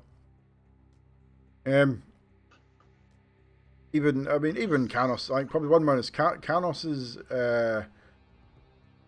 reaction and the way he handled the Dusk Elf situation. I honestly didn't expect him to go off at the Drow. So maybe Karnos has had issues with Drow in the past as well as goblins. Yep. hangs out near Waterdeep. True. I think he's had issues with everybody. Sounds like it. They're the generic bad creatures for heroes in the world of D&D. So Drow, goblins, ogres, orcs. Yep. Typical bad guys in most D&D settings. Just lucky we don't have any half orcs in the group. It would have been super racist.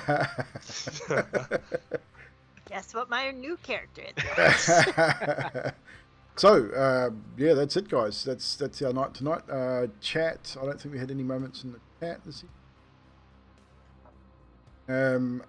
Era, cheers for the raid, buddy. Appreciate it very, very much. Hope your mum's doing well, dude. I hear she was out of surgery and things as well, so hope she's doing okay. About it. JJ dropped 100 bits, and we had a new follower as well. So, holiest mackerel is a name for you. Thank you for the follow. Appreciate it very much. Cheers, guys, for hanging out with us on another Wednesday night. We should probably raid some. Don't know who.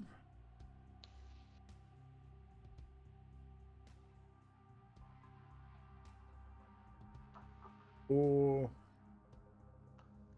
Archives has got 7. Lost Archives. Yep, they're over there. Yep, they'll be going for now. Read them. Read these guys before, but we will read them again. Another D&D channel, go check them out. If you're not following them already, please hit that follow button for them. Show them the support. Hang out with them if you can. If you can't, no dramas. See you again Friday on Yanti's channel.